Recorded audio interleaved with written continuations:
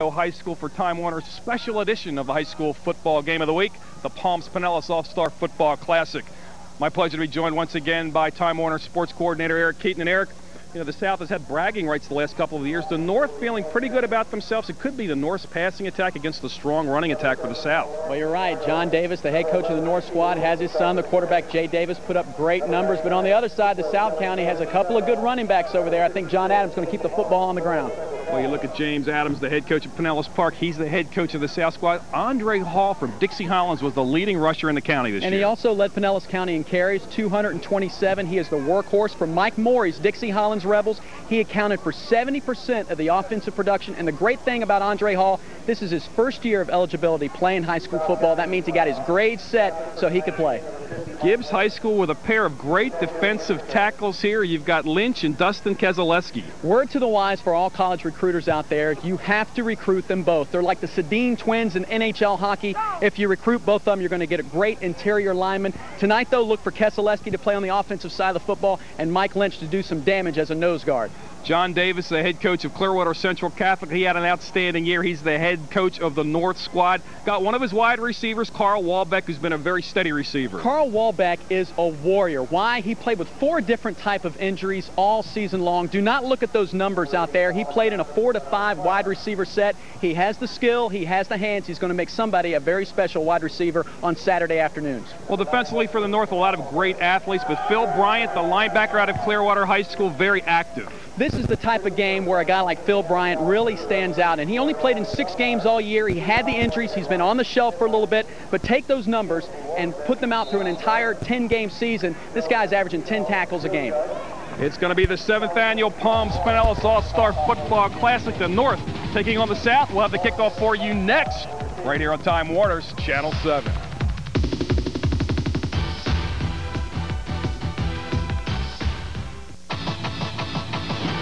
Dead ball, all sides from the defense. Let's go down to Ed Hughes. Thank you. Big hit. Holding on the offense. 10-yard penalty. Before the snap, movement on the offensive line.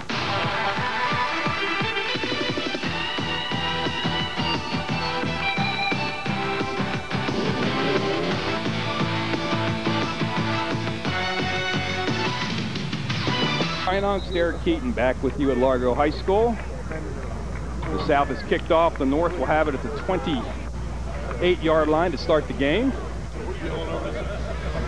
There you see Jay Davis, the fine quarterback out of Clearwater Central Catholic, being recruited, Eric, by schools like North Carolina State and a number of other big schools.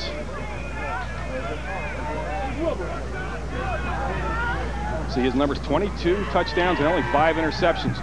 Rolling out on first down, has a receiver, and just off the fingertips on the far side was Carl Walbeck. The teammates of CCC just missing hooking up on the opening play.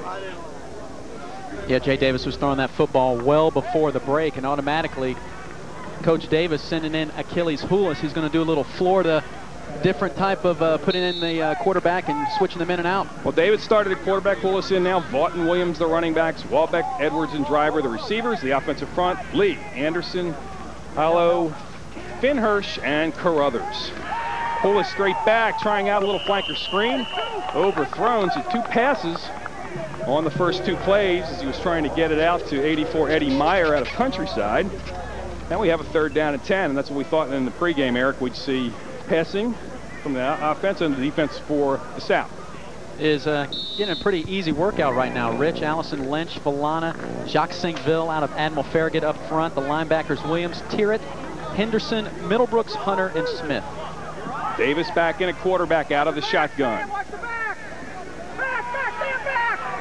Going to swing it out to the receiver, and the jitters early as that one right through the hands of Ryan Vaught, the fine running back out of Clearwater High. So 3 pass attempts, all 3 of them off the fingertips of receivers.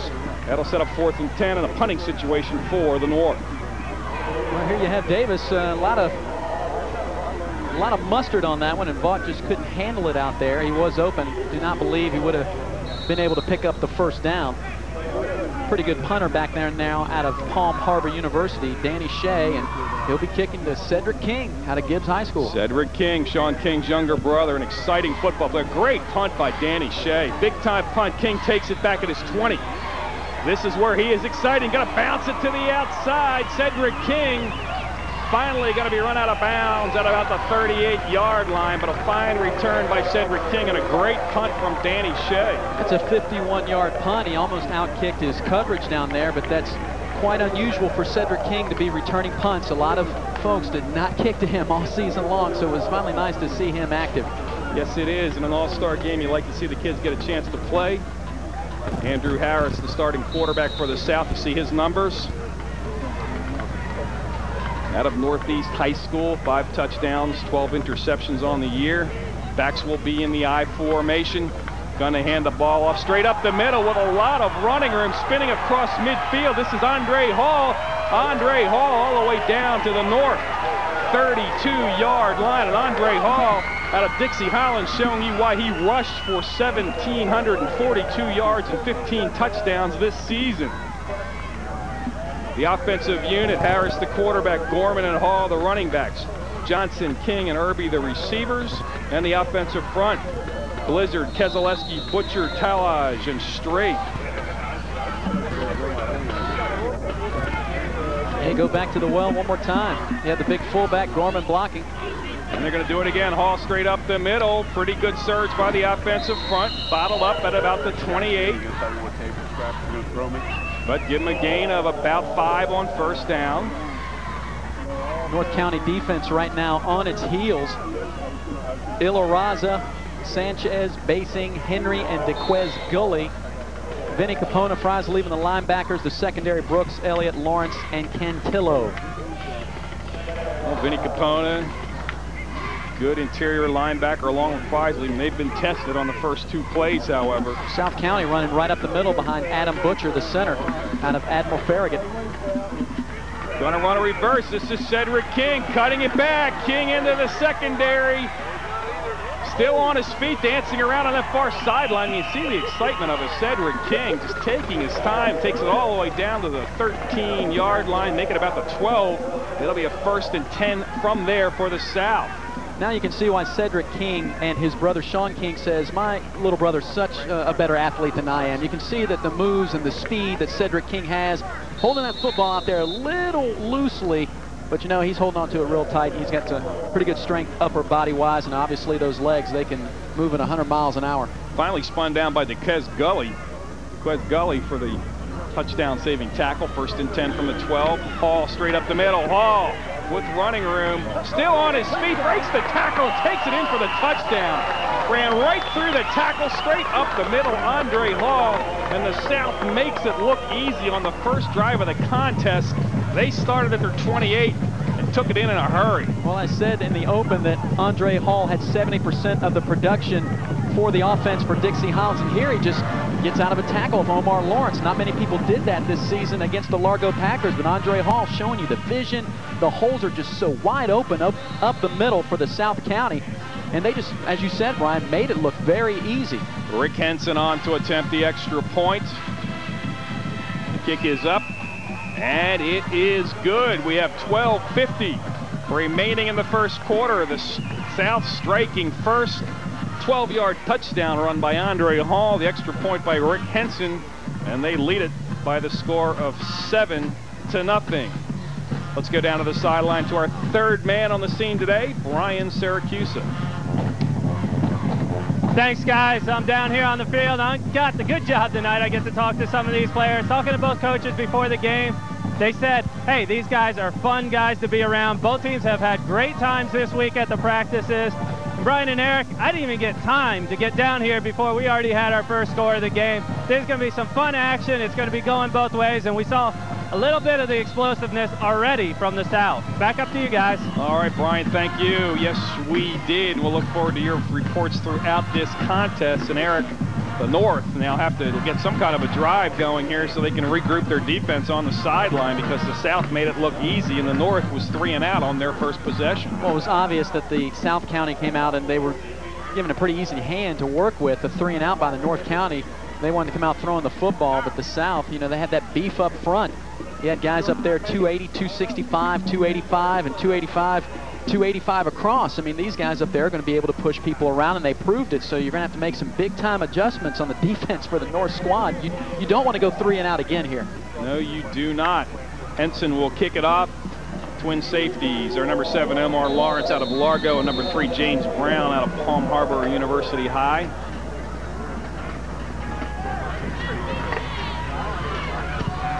Henson with a low line drive. It's going to come down to Omar Lawrence. Lawrence is going to give it off on a reverse. They blew it dead, and they blew. I think they pulled the officials. They blew it dead. But the guy was tackled after he handed the ball off, it looked like. He handed that football off in the air. A beautiful play. Eric Hunter had it. I'm almost positive, unless the camera proves me wrong. Oh, yeah. Wonderful handoff. Wonderful play call. Inadvertent whistle there. Eric Hunter cannot get away from the inadvertent whistle. I'm sitting next to his defensive coordinator up here, and he's just laughing. And that is poor Eric Hunter.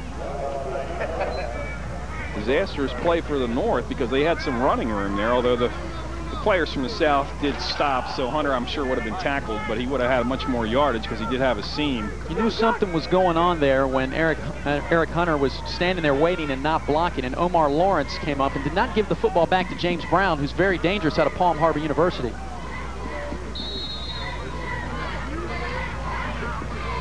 Well, here we go with Davis under center. From his own 11-yard line, straight up the middle. Putty running ball on the ground. It was fumbled, and I think the South may have come up with it. This was not a good start for the North squad if the South did indeed recover this football. We had some running room up the middle. The officials are sorting out the action. They're going to say the North has retained possession, so they avert, which could be a disastrous fumble early, as a little bit of running room straight up the middle there for Eric Hunter. Just had the football knocked away by Admiral Farragut's Jock St. Bill, 6'3", 205, and Hunter really came on at the end of the season for the Seminole Warhawks. Good football player, was a late addition to this squad when someone else couldn't play, and he's deserving. There's too many outstanding players on that Seminole team, Eric. Going to run it straight up the middle again. Not a lot of running room that time as they get it out to about the 23-yard line. J.J. Ilaraza running with the football, and for some of these numbers, he had on number 62, which he wore number 30 during the regular season. Well, he's playing defensive end also, and that's why he's wearing 62, but he will run the ball. As we saw him in the regular season, pretty good runner. Second down and about 8.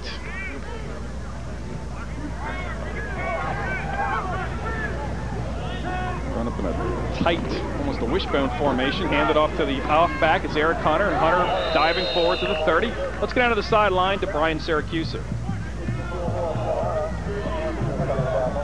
All right, guys, going back to that kickoff, you guys, everybody says, you know, this is for fun. Everybody's out there having a good time. Well, Mike June, everybody knows him, Palm Harbor head coach. The guy went absolute berserk. The guy is so into this football game. He's running out there. The ref said inadvertent whistle. He blew it dead. Did not see him hand off the football. That has to go back to where the ball is marked. These refs are out here having fun, trying to help out, and the guys came after him, and they settled down pretty quickly. Back up to you guys. Yeah, let's not forget the officials, everyone volunteering this evening for a good cause to raise scholarship money for fine athletes out here. Pass underneath to Marcus Edwards. Teammates of CCC hooking up. Davis to Edwards out to the 34 and a first down. Marcus Edwards, of course, the son of Herman Edwards, the defensive backfield coach, the assistant head coach for the Tampa Bay Buccaneers. And let me tell you, Brian, Jay Davis and Marcus Edwards really read each other well. I mean, their relationship just developed over the course of 12 games into the postseason for CCC. I mean, they really work well together. Each one knows what the other is going to do. I mean, Marcus Edwards, a great wide receiver on the high school level. A number of schools looking at him as well. Poulos back in at quarterbacks, lines the backs up in the I formation, tosses the ball back. This is number 20 with the football, Danielle Williams out of Seminole High, and Danielle Williams with a nice run. And the North, Eric, now trying to establish a drive, and they're making some good yardage on their own on first and second down. Yeah, they're trying to mix it up now, and as you said, good yardage on first down, creating a second down and short situation. Daniel Williams deciding not to take it outside, but to run back up the inside. Big hole opened up as his fullback went left, and he is finally taken down by the defensive lineman, Jacques Saint-Ville of Admiral Farragut. Daniel Williams, an outstanding season, and he had 1,400 all-purpose yards. 2nd and 3, quick counter play to the fullback, and nothing there. Williams tripped up. That's Eric Hunter make that. Hunter wearing number 30. Williams, his teammate from Seminole, wearing number 20. That was Hunter that time, and he loses a yard. It'll be 3rd and about 4. Melvin Tirrett out of Dixie Hollins High School from his linebacker position just unloads right here, works underneath the block of number 61 Jeff Feinhersh out of Dunedin and makes the tackle. 3rd down and 4 in the shotgun is Aki Hulis. Backs to either side. High snap's going to run it. Good runner is Hulis, going to run an option play, and he's going to have enough for the 1st down out near the 45-yard line. So the North putting together a workman-like drive, has another 1st down out at their own 45. This is what you get with Achilles Hulis, the ability to run with the football. Jay Davis can run as well, but Achilles Hulis has a little bit more speed and loves to run with the football. Jay will throw it a little bit more, but Achilles Hulis has that vision, a tough competitor, likes to put the shoulder down and run with it. We look at Aki Hulis, who is splitting time with Jay Davis, 2 fine quarterbacks. Davis, quick drop, under pressure, going to turn it up and run it. You said he's got the ability, and he was going to show it right here. Enough for another North 1st down as he picks up 10 yards right to the sticks on the far sideline, and they will move the chains into South territory to the South 44. Now, Brian, Jay Davis really showed his ability to run against Clewiston in the playoffs. Here he recognizes everybody's cover, picks up a great block from Carl Walbeck, one of his wide receivers. That's another thing that the receivers from the Marauders can do very well, and Jay recognizes that the hole's there. Hey, I can run for the 1st down. He'll check out, and Aki Hulis will check in. 2 quarterbacks like that, Eric, these guys put up big numbers this year. Hulis threw for 23 touchdowns, Davis for 22 touchdowns. Davis for 2,230 yards, Hulis for 1,705 yards. This was a passing season for Pinellas County. And the impressive thing is the number of interceptions, only 6 for Hulis and only 5 for Jay Davis. Hulis rolling it this way under pressure, fires it out here. Dangerous pass, triple covers, but he finds an open spot on the turf to just avert the sack. It's good pressure coming from the left side of the defensive front that time from the south. And from the linebacker position, number 7, Marcelo Church, right on the outside, runs over the fullback, has his eyes on the quarterback and takes him down hard. Of course, Marcelo Church on his way to Florida State. He verbally committed at the beginning of the season. He can carry the football, but he loves to play defense. Early commitment, and you can see why they like him. Rangy kid at 6'3", 200, got plenty of frame to grow into to be a linebacker or possibly a They safety. have him at defensive end right now. Florida State likes his kind of athlete who can run. 2nd down and 10. Davis back, going to swing it out this way. Has the receiver Eddie Meyer from Countryside, and Meyer gets it down to the 36 where he's crunched, but Eddie Meyer, a diminutive player at 5'8", 165, but a tough kid with good hands. A lot of receptions this year for Eddie Meyer. Yeah, he took on like 3 would-be tacklers right there, and as you said, he's diminutive, but he has great hands out here. He was Countryside's possession man, and he led Pinellas County in receptions. You can see here, you can see the hits are coming, and he's willing to take it.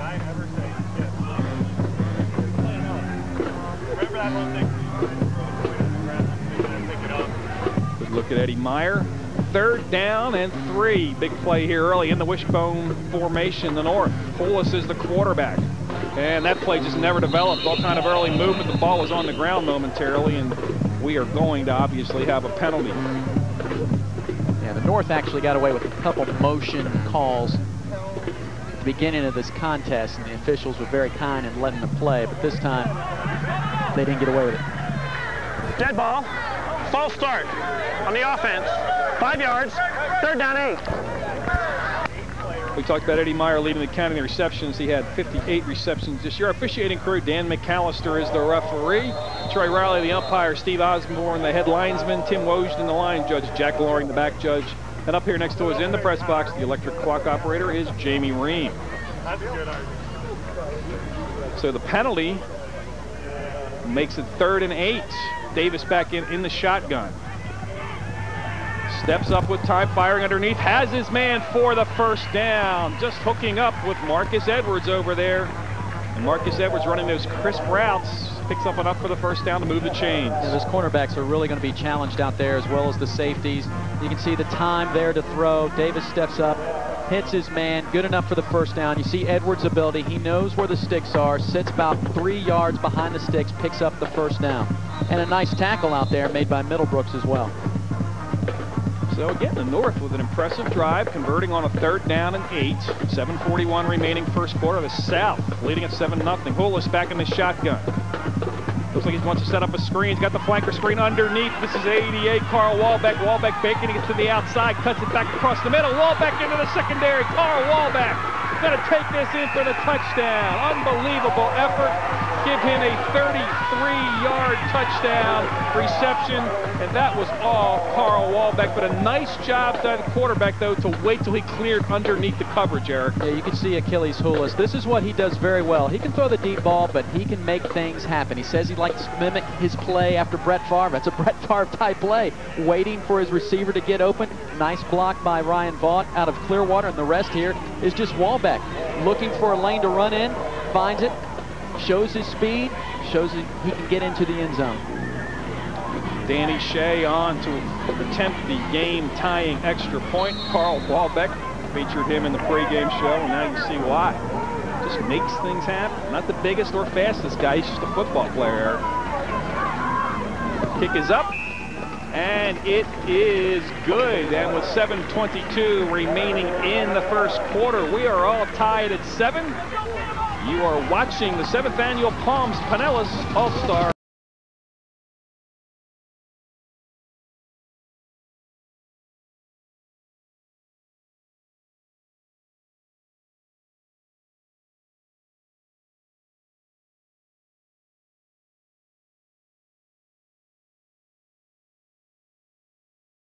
On the touchdown here, Carl Wallbeck, is talk about, you've been playing with the injuries all year. You just keep going. That's right, man. I'm just gonna go until I can't go anymore. That's all I gotta say. How much fun is it for you coming out here, getting one more game, no matter how banged up you really are? You just want to play football. I love playing, that's all. I don't know what else to say. Quickly. It's a dream right here. This is a dream. Quickly, you've been catching balls all year from Jay Davis. Now you got Achilles Hulis, the other passer in the county. How much fun is it for you? Got the 2 best quarterbacks with me right now, so I mean, I feel bad for all the other guys that don't get to go with them. It's fun. All right, thanks, Carl. Good luck, and get back out there. All right, thank you, Brian and Carl Wallbeck. Job well done. The South receiving the short kickoff, and a nice return out to the 46 there. He looks like Sting with that paint underneath his eyes, one of the wrestlers. And he has to go to college first before he can play in the XFL. Another good quarterback in Pinellas County, Andrew Harris. You have to put the football in the air. Andrew Harris with the backs in the I formation. And we've got a movement up front. It may have been an encroachment of that neutral zone, possibly by the defensive squad. We'll wait for Dan McAllister and his officiating crew to sort it out for us. See Achilles Hulis, that 12-play, 91-yard drive may have been a little shorter if they would have had the kickoff play that they were trying to run and the inadvertent whistle. May have been real short if they wouldn't have recovered that fumble, Brian, earlier. Yes, that was a big play, and it was a good drive for the North to regain some momentum anyway, get back in this contest. Tied at 7. 5-yard penalty makes it 1st and 5, just into the North territory. Toss the ball out to Billy Henderson, Pinellas Park. Henderson, look out! Second leading rusher in the county. He gets into the secondary, takes it all the way down to about the 21-yard line, spotted at the 22. Well, let me tell you, Billy Henderson, this guy, if he would have been given as many carries as Andre Hall, he would have rushed for about 2,000 yards and been the leading rusher in Pinellas County. You see the speed. Lawrence with a nice attempt there to take him out. He just leaps and does the job to save the touchdown. But Billy Henderson for Pinellas Park, as I mentioned, he has speed and he has power too. He will take on the guys in the interior of that defensive line. He's also a great wrestler for the Patriots as well. He almost averaged 10 yards a carry. 1,193 yards and only 120 carries, 10 touchdowns. Outstanding running backs for this South squad. Straight up the middle, not much room that time for Marcelo Church. We saw him at defensive end, stand-up defensive end, outside linebacker, that time from the fullback position, and he is a dual threat there. Yeah, Marcelo Church, he had a lot more carries, a lot more offensive production his junior year. He had to play a lot of defense this season for Brian Brooks' Lakewood Spartans. He had to carry the load over there at the linebacker spot. Lakewood struggled a little bit, but whenever number 7 had the football, which he wore number 1 during the regular season, he always made things happen. 2nd down and 8. Again, the backs are in the I formation. Harris, the quarterback, going to run a play action. In trouble now, going to scramble out of there. He's dangerous also. Harris into the secondary. Andrew Harris all the way down for the touchdown. Andrew Harris takes it about 20 yards for a South touchdown, and just that quickly the South back out in front by the score 13-7. Harris here trying to buy time.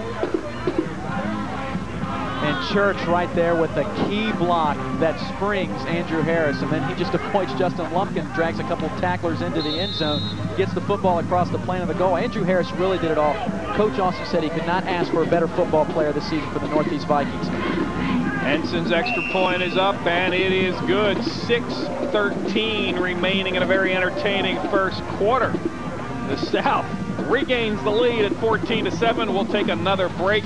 You are watching the 7th Annual Palms Pinellas All-Star Football Classic on Time Warner's Channel 7. At far sideline with a 20-yard touchdown run. The South regaining the lead at 14-7. 49 yards, Eric, 3 plays. Only 3 plays, took a minute off the clock. Officially a 19-yard touchdown run by Andrew Harris. A lot of a scramble, a broken play, with the athleticism of the great athlete. Also an outstanding defensive back at Northeast for Jerry Austin was Andrew Harris. Henson will kick off. Nice kick this time, a deep kick. Gonna come down to Omar Lawrence. Lawrence straight up the middle, and he does not get back to the 20. About to about the 18. Great special teams coverage. One of the first men down there was 61 John Hunt out of Admiral Farragut. He was also a late addition to the squad. That ball goes into the end zone. High school football, they normally don't bring those out. They'll make a special occasion, special attempt.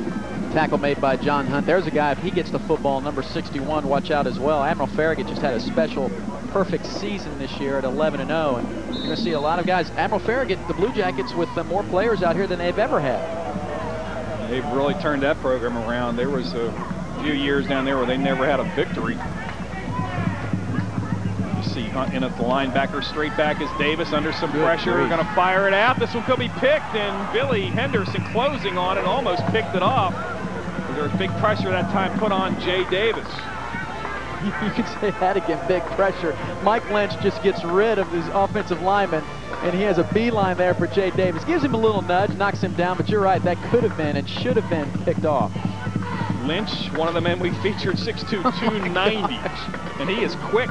Hey, Brian, I can remember his sophomore year when he was playing fullback. He was around 6 foot, maybe 5'11", 230, and he is just so much bigger now. It's just unbelievable how he has grown. That's due to his hard work ethic in the weight room.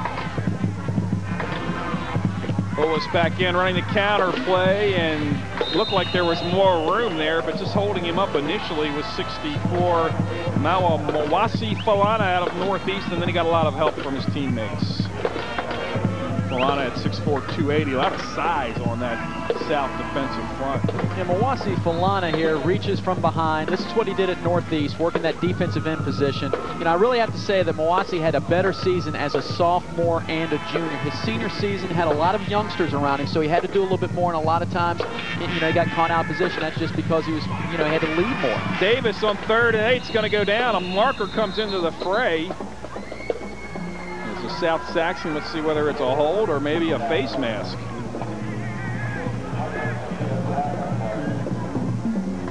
It's going to be a hold against the North, and that will be declined. It'll be 4th down and long, and a punting situation coming up for the North. So that time the South really turning up the heat with the defensive pressure, Eric, on the passing game of the North. Holding on the offense. Penalty is declined. Brings up 4th down.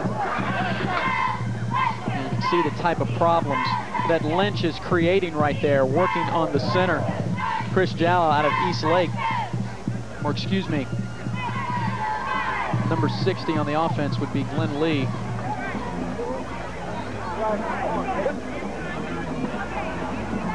Danny Shea on the punt. Cedric King, the deep man. Shea's first punt traveled over 50 yards from scrimmage.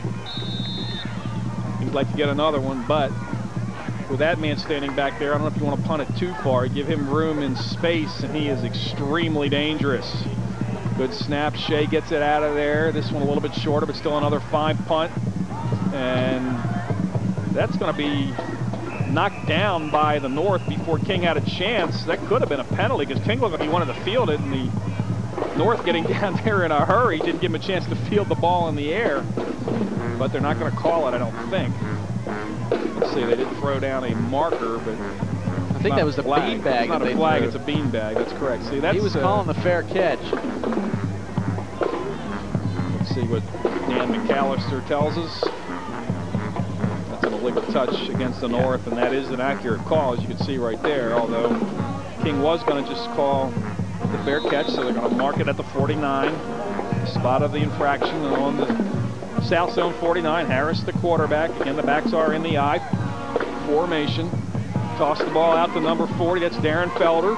Felder to the outside. Felder into the secondary, and Felder near another South first down, and he has it on the far sideline, and they just keep piling up the yardage on the ground. They're doing nothing fancy. I don't think the South has got a completed pass yet. Just some powerful runners out here. Here's the Spartan connection. Marcelo Church leading Darren Felder. Felder, a very low-to-the-ground runner. Strongest guy on the Lakewood Spartan team. Had some great numbers as well this year. I can remember last season when he ran through a tackle of last season's MVP, Cletus Smith, and Andrew Harris, the quarterback, to score for Lakewood against Northeast. This kid is strong. 1,086 yards rushing, 6 touchdowns, takes it up the middle, cuts it back, and gets popped on the blind side, but not until he has another 9-yard gain. J.J. Ilaraza finally making the hit the defensive end from Countryside, but another big gain on first down, and there is a South or a North player make it down back near the original line of scrimmage. Because Gully, the man down, the fine defensive end, also is a running back out of Seminole, 6'2", 195. Not the biggest defensive end, but he's very quick and tough football player. The leading tackler in the postseason for the Seminole Warhawks. Really had an outstanding effort, in my opinion, against Bradenton Southeast in the playoffs. Be playing the defensive end position. Not see him in the picture there, but you do see that heavy hit coming up by J.J. Ilaraza on Felder. So they're going to take their time and take a look at Duquesne Gully. John Davis, the head coach of the North, looking on. He's got to be concerned that his defense is giving up huge chunks of yards. Let's go down to Brian Syracuse with Mike Lynch out of Gibbs High. I'm here with defensive tackle Mike Lynch, and Mike, we just saw what you did all year long, getting the quarterback and wreaking havoc in there. Yeah, just glad to be out here having fun. You know, it's great honor, this All-Star game. So just happy to be out here with these guys. How special is it? I know everybody talks about you and Dusty Kozaleski together. How special is it to come out here and share it with him? It's great. It's great. We're really looking to try to head up to the same college together now. So, but this is great here. We've been together so long, 4 years now. It'd be hard to say goodbye. So, try to stay together. We're going to say goodbye for now, but I'll be down here a little bit more. Brian and Eric. All right, thank you very much, Brian. And Mike Lynch playing outstanding football already, as you see Gully up, and he's an opera singer. Not DeQuez Gully, but Mike Lynch. The big guy at 6'2", 290. Got the pipes with that big frame. I mean, he can reach down in his lungs and belt it out. DeQuez Gully, on the other hand, looks like his bell rung a little bit. He's a good football player, and they need him on that North defense. It's already being run through pretty easily by the South and the Big South offensive line and the very shifty and powerful running backs. Cheerleading squad, all-star cheerleaders out here, all-star band. Everyone's an all-star out here in the Palms Pinellas game this evening. And a final football game for most of these seniors, although we will have another all-star football game here in January. The Red Oak Farms Junior Global World Championship, where a Pinellas County team will be representing the United States against teams from Japan, Canada, and Europe. Looking forward to that one, Eric. That's the Saturday night, the finals before the Super Bowl. And I hear the chairman of that event, Patrick Steenberg, the originator of all the global football. He's here in the stadium, so hopefully he will not take a copy of this and send it off to Team Europe, Team Japan, and Team Canada and give them some game film. Well, they're going to be, when you team up the best of both of these teams, they're going to have some great running backs and great quarterbacks. Harris back under some pressure. He's going to Herb open. Fire it deep now, has a man out here in the corner of the end zone. What a grab, but he is out of bounds. That is a tremendous effort down there. Number 80, Solomon Johnson from Pinellas Park, using his 6'3" frame, hauls it in, but he was out of bounds. He still has a cause for excitement here. Andrew Harris, he feels the heat coming from the outside by Eduardo Sanchez. He has to unload the football. Had Wes Erb open over the middle of the tight end, but this is a beautiful pass, just barely out of bounds, by about a couple yards. Nice play by the defense out there to knock Solomon Johnson. Solomon Johnson, what a wide receiver's body. 6'3", 180, has the wheels out there. Played in an offense, though, that had a young quarterback. Got him the football about 35 times this season. Three touchdowns. Going to toss the ball back to Andre Hall, doing what they do best, and they pick up the first down on 3rd and 1 down inside the 25. It was a great pass from Andrew Harris on the run there on the previous play. And here's the bread and butter for the South squad. He was running to the far side as well. There's Andrew Harris. That's what he does also for the Northeast Vikings, what he did the past few seasons, playing 4 years for Jerry Austin's team.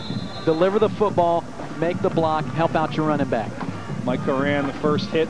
Vinny could clean it up, but not until they had the first down. 1st and 10 from the 24 of the North. Straight up the middle, Andre Hall into the secondary again. Tripped up, but not until he's near the 15. Picks up another 9 yards on 1st down. Andre Hall is just so quick. He just burst through that hole right up the middle. And he's just gone. If not for a very good tackle down low by the secondary, he'd be into the end zone. Timeout called by the North. They have got to try to shore up the interior of that defense. They are just getting run through with ease right now by that big South offensive front and the great running backs. Let's give that line some credit, Eric. You had Adam Blizzard starting, Dustin Keselowski, Adam Butcher, Luke Talalage, and Ryan Strait. That is a big, active group, and they've been running Andre Hall in there, and Billy Henderson, and Darren Felder, and Marcelo Church. Those are 4 outstanding running backs. Throw in Andrew Harris in there, also a running threat, and it's a lot of pressure on a defense. The South trying to keep up with tradition. You see they've won the last 3. 1998 by just a field goal. Last year, pretty convincing. Of course, you did have Cleta Smith running in a couple of defensive scores. In 95 and 96, the North County held the advantage. But tonight they are getting ready to fall behind by a couple of scores here. They do have the offensive power to keep up, but if the defense cannot hold its own, it could be another long night for the guys in black. Church the fullback, Hall the tailback behind Harris. Going to give the ball in the counter action. Andre Hall. Andre Hall easily with a first down, still spinning forward inside the 5 all the way down to about the 2. This guy's quick, Eric, but he's also about 5'11", 6 foot and 190, and he's powerful. And Mike Morey just had all kinds of words positive to talk about Andre Hall. Hall has a lot of speed. Here you can see just working off, spinning out of the would-be tacklers, and guys just holding on. He is definitely fun to watch, and as I said at the beginning of the broadcast, this is his first year of eligibility, and I really think that's a credit. Some people would say, why would you want to mention that? But hey, he got in the classroom, got himself right and ready to play. Andre Hall waltzes into the end zone. 2-yard touchdown off the right side of the big offensive front. 3:10 remaining in the first quarter. The South with their 3rd touchdown of this quarter, and they lead it 20-7. James Adams over there, the coach for the South squad, saying, man, this is getting easy. Wish I had these guys all season long.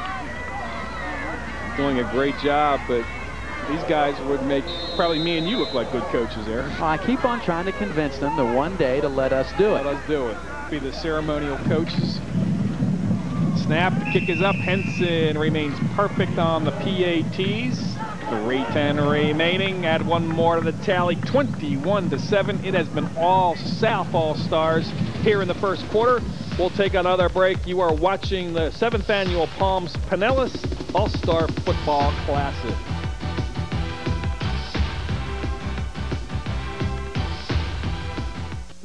Real life, real solutions. American Digest, a new show you won't want to miss, as it travels across the United States to bring you the latest news that touches your life and shapes the world. Taking you to the cutting edge of the 21st century, American Digest reports on the latest breakthroughs, from finance to fashion and science to technology. From just around the corner to across the country, don't miss the next episode of American Digest. Today's teenagers, the way people talk, you'd think they can't do anything right. It's just not so. We get to know over 300,000 kids a year, smart kids, who know what they want. They believe in themselves, and they believe in America. Some go straight to college. Others choose to learn leadership, discipline, courage, and commitment first with us. Today's military, making a stronger America, one good kid at a time. Andre Hall has had a big first quarter for the South squad. 21-7, the South leading it. Brian Ungst, Eric Keaton, Brian Syracuse back with you at Largo High School. Hope you're enjoying Time Warner's coverage of the Palms Pinellas All-Star Football Classic. Eric, I'd like to say hello to all the fans watching statewide on the Sunshine Network. Great kickoff by Henson into the end zone, and in high school football, that is an automatic touchback. Is going back there, Omar Lawrence, but he trusts across the goal line, and that may be a break for the North because they haven't had the kickoffs out past the 17-yard line yet anyway, Eric. Yeah, it's a great weapon for high school football, but I was talking with a couple of the coaches before the game, and they said that's a rule they would like to change, especially for this game. I mean, if you're going to go ahead and have rules where there's no blitzing, you're not allowed to rush the point after a touchdown, you may as well add that rule where you're allowed to run the football out of the end zone, and you have 15-minute quarters. Jay Davis under center, has his backs in the I formation, trailing it by 14, going to toss the ball this side. James Brown out of Palm Harbor University High, an outstanding running back, another diminutive football player, 5'6", 145. He rushed for 1,059 yards and 8 touchdowns on 178 carries this year, Eric. Very dangerous at returning punts and kicks. Big joke amongst us here at the Time Warner crew for the past couple seasons, Brian. We had him as a sophomore, junior. When we saw his name down as a senior here for this game, we thought there had to be some mistake, but no problem. He's ready to move on to the next level. Aki Hullis back in the shotgun. Gonna run the option play. Not a lot there. That South defense closing in a hurry. Nice hit by number 32, Melvin Tiert out of Dixie Hollins. 5'11", 190-pound linebacker. And you also had the strong safety, Sam Smith, coming up and reading that play and working the line of scrimmage. Let's get on to Brian Syracuse for an update on Duquesne Gully.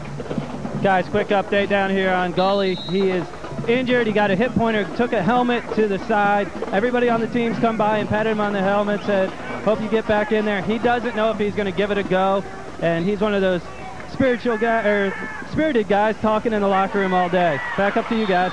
All right, another spirited player there's Marcelo Church on the sack from his stand-up linebacker defensive end position, bringing Jay Davis down from behind.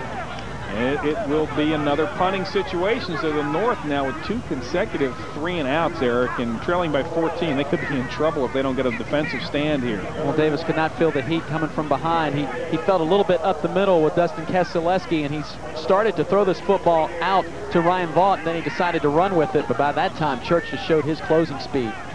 South just showing their superior athletic ability now. More team speed than this North squad. And you know what's funny? Most of the playoff teams this season came from the North. So I think the South is trying to rise up here tonight. And with the Seminole squad playing on the North squad, the best team in Pinellas County, undefeated until they ran into that tough Braden Southeast team in the quarterfinals of the state championship game. Shea's punt this time a little bit shorter, and it's going to bounce out of bounds right at the North 45-yard line. With 1:37 remaining in the first quarter, the South takes over, and Eric, they will try to tackle on their 4th touchdown in the first quarter. They can take it into the next 1:37. Yeah, we could be looking right now, especially with them getting the football back in the passing game of the North squad not being able to move the football. It's really been a breakdown of protection up front. You just had that defensive line. Both lines of scrimmage right now are being controlled by the South. Yes, they are. And Andrew Harris has Billy Henderson in at tailback, Gorman in at the fullback position, going to toss the ball to Henderson, going to run the reverse, going to run the flea flicker. Harris going to fire the ball deep, has a man out there, and good defensive play, is not biting on the play, was 32 Eric Brooks out of Largo. He batted the ball away and tried to get it down to Solomon Johnson. Also back there was Omar Lawrence, number 7, the Largo teammates breaking it up. Well, you could see this coming the whole way, and Andrew Harris was just going to deliver this football downfield to Solomon Johnson, whether it was intercepted or went for a touchdown or was broken up. But the two Largo Packers did not bite down whatsoever. They didn't buy it. They went back and made a play. Eric Brooks, nicknamed Mr. Lucky in his 4-year career at the Largo Packers. I should have named him Mr. Skill because he made a lot of plays. Slot to the short side, backs in the I formation. Henderson takes the toss to the wide side. Henderson trying to get to the corner, does turn it momentarily as he just barely outran Justin Lumpkin, and that didn't happen much this year. Justin Lumpkin out of Seminole, 5'11", 190, a very solid, quick defensive football player. Henderson gets back across the line of scrimmage, and it's going to be 2nd down and a long 8. Well, good job by Lumpkin and also Philip Bryant to spread this play out. Sanchez chasing from behind as well. Lumpkin forces him over to the far side, and Henderson did a nice little baseball slide just to pick up at least a couple of yards. But a 3rd and long situation now for the South team. And the North, Eric, desperately needs a stop here. Backs in the I formation, slot to the right side. Straight up the middle is Henderson. He trips up, or he would have had a 1st down. He still had a running room, but he tripped up. It's going to be 4th and about 3, a short 3, maybe a long 2. And I say the South County should go for it. Why punt the football? I know you want to get a punter out there, but possibly, definitely a 1st down if he doesn't get tripped, but maybe even a lot more if he doesn't get tripped. That was Phil Bryant, 77, who did trip him up at the last minute, and the South will go for it. Henderson remains in at the tailback. Gorman, the fullback. Henderson takes the toss. Henderson with running room is going to easily have the 1st down, and that was just too easy, Eric, on 4th down. The North offensive, South offensive front just controlling the line of scrimmage, as you mentioned. Just wide bodies up there. The guys for the North squad are just being outmatched right now. Double team. Philip Bryant coming in and takes on a would-be tackler as well, but the ball carrier runs right by him, and all the tackles being made in the secondary. I mean, Eduardo Sanchez chases down the ball carrier from the line of scrimmage, but it's too late. There's already a 1st down. 1st and 10 from the 28. Again, the backs in the I formation has been nothing fancy. Harris back to pass on 1st down, swings it out, incomplete. Trying to get the ball to Robert Haddock, the receiver out of Gibbs. It'll be 2nd and 10. And you almost have to wonder why he's throwing the ball and chewing up 8, 9, 10 yards of carry. Well, you want to mix it up a little bit, and they also want to show off the talents of Andrew Harris. I'm pretty sure Andrew is happy as anything to have quarterback pads on tonight, the shoulder pads, because of playing that free safety position. They've been a little bit bigger during the season. Absolutely. You give him a chance to show his skills. Multi-talented athlete out of Northeast, 6'4", 210, good size for a quarterback. Tosses the ball this way. This is number 40, Darren Felder. Felder going to be run out of bounds. Pretty good defensive play that time, not allowing him to completely turn the corner. It's Justin Lumpkin, and he had help from 32, Eric Brooks. And that was the final play of the 1st quarter, with the score of the South 21 and the North 7. We'll take a break and be back with 2nd quarter action. You're watching the 7th annual Palms Pinellas All-Star Football.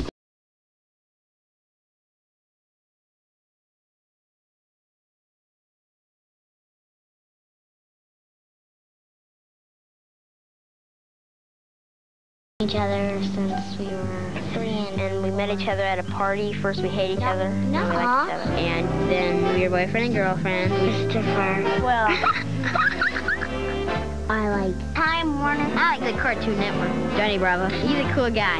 I love the Disney Channel. Yeah. She liked dancing. We had the idea of being partners since we were about 5. I thought it would be fun. I like basketball, football. I watched the Super Bowl. It's boring. No, it isn't. What's so amusing about a couple of guys tackling each other? You don't know how hard that is. I like the movie. I like comedy, but I like Waterboy. Funny movie. I like action, suspense. No, don't turn off. I gotta watch it. My favorite actor is Just to Make Him Mad, I'm gonna say Brad Pitt. She talks loud and all she does is talk about Brad Pitt.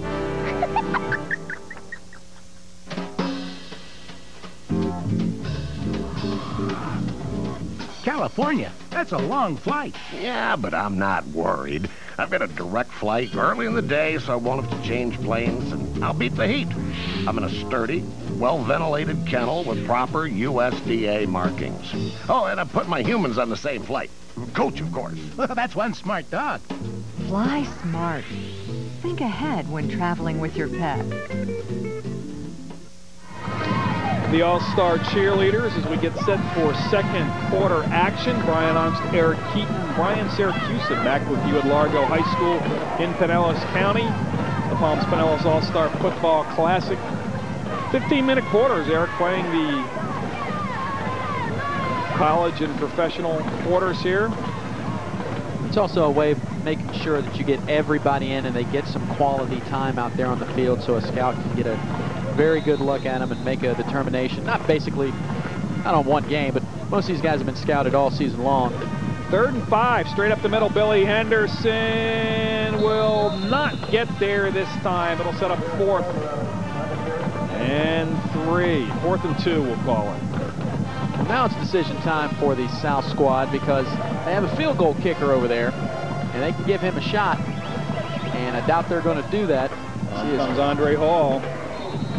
Andre Hall not having a bad first half, Eric. 7 carries, 76 yards, 2 touchdowns. Well, not bad. That's what he did all season long for Dixie Hollins. 10 yards a pop and a couple of touchdowns. Gorman, the fullback. Hall, the tailback on 4th and 2. Toss the ball to Hall. Hall into the secondary. Easily has the first down. Finally run down by Omar Lartz at the 12. Brian, Hall hits the hole. Hall hitting the hole, the 3 H's there, quicker than any running back I've seen all season long. I believe that's you hear a lot of guys, statement to say. Eric, you hear a lot of guys that are running for this and for that. He is fast. I would believe his 40 times. Some guys I always think are a little overblown. Really aren't that many sub 4 or 5 guys. He's quick. He's fast. He's got good balance. He's strong. He's got 85 yards on 8 carries and a couple of touchdowns. 1st and 10 from the 12. Harris back to pass. Fires it out to the far side. Has Cedric King. King inside the 5. Finally spun out of bounds at about the 3 on the far sideline. That'll be close to another first down. Just short. It'll be 2nd down and 1. Arm strength of Andrew Harris. Cedric King with the speed. Already has a cushion. Runs his defender off.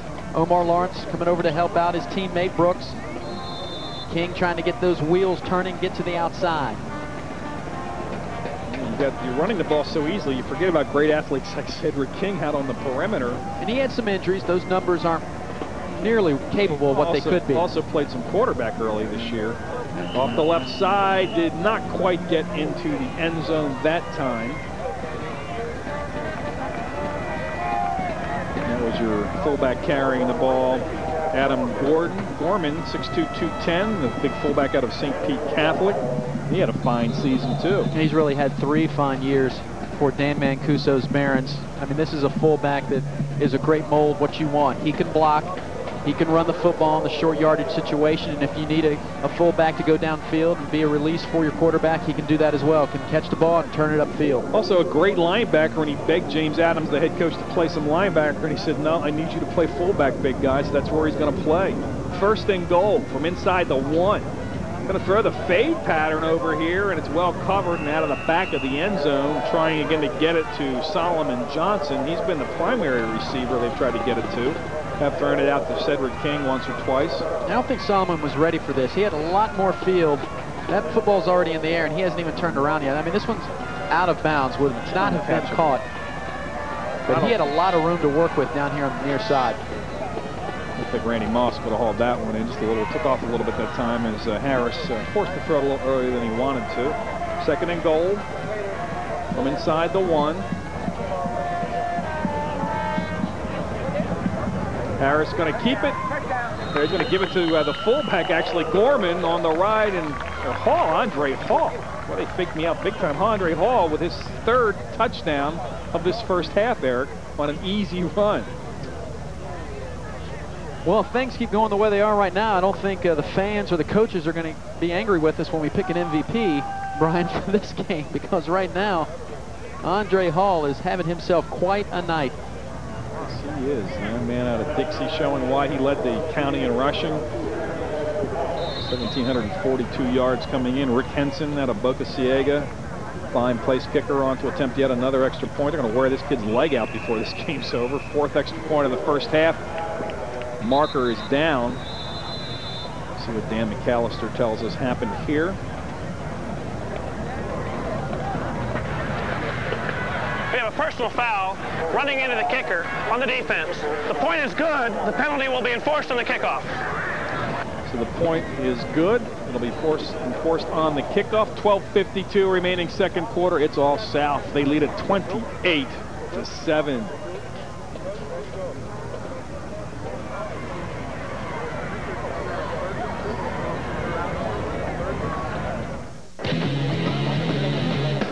Only at the dugout. Only at the dugout. Only at the dugout.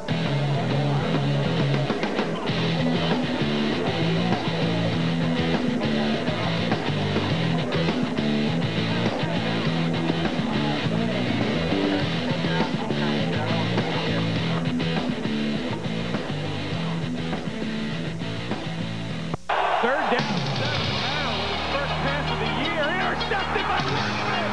This baby is going to be over. Chance to win it with 2 points. Corey Crumpton, he's going to take it himself. Puts it up and in. He did a great job to get his body in front of the ball. Oh, through and a goal. Hammond needs the 3. She hits it. Into the end zone, runs over the defender for the touchdown. Turn out the lights. This party is over. Brian Ox, Eric Keaton, Brian Syracuse back with you at Largo High School. It's all South here in the 7th annual Palms Pinellas All-Star Football Classic. They lead at 28-7 behind Andre Hall's 3 touchdowns rushing. Short kick is going to bounce up to number 7, Omar Lawrence. Lawrence breaks out of the pack, has the one man to beat, and that is Henson. Will he be caught by 21? Will not get there, Sam Smith, and Lawrence is going to take this one all the way for the touchdown. It looked like he was going to be spun down, Eric, in the pile back at about the 15, breaks out of it and shows the great speed, and he puts some life back in this North crowd.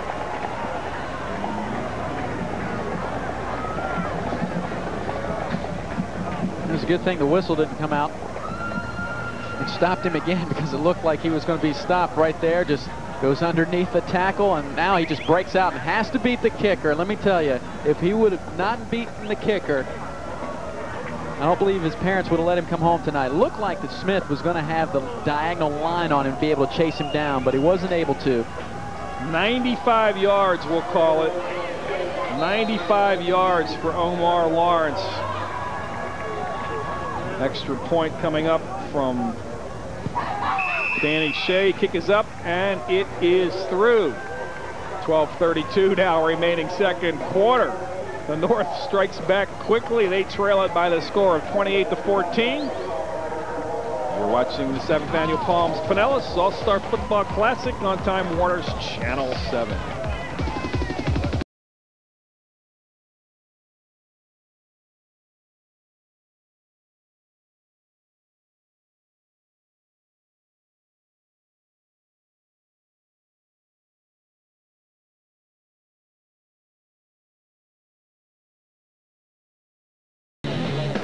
Only at the dugout.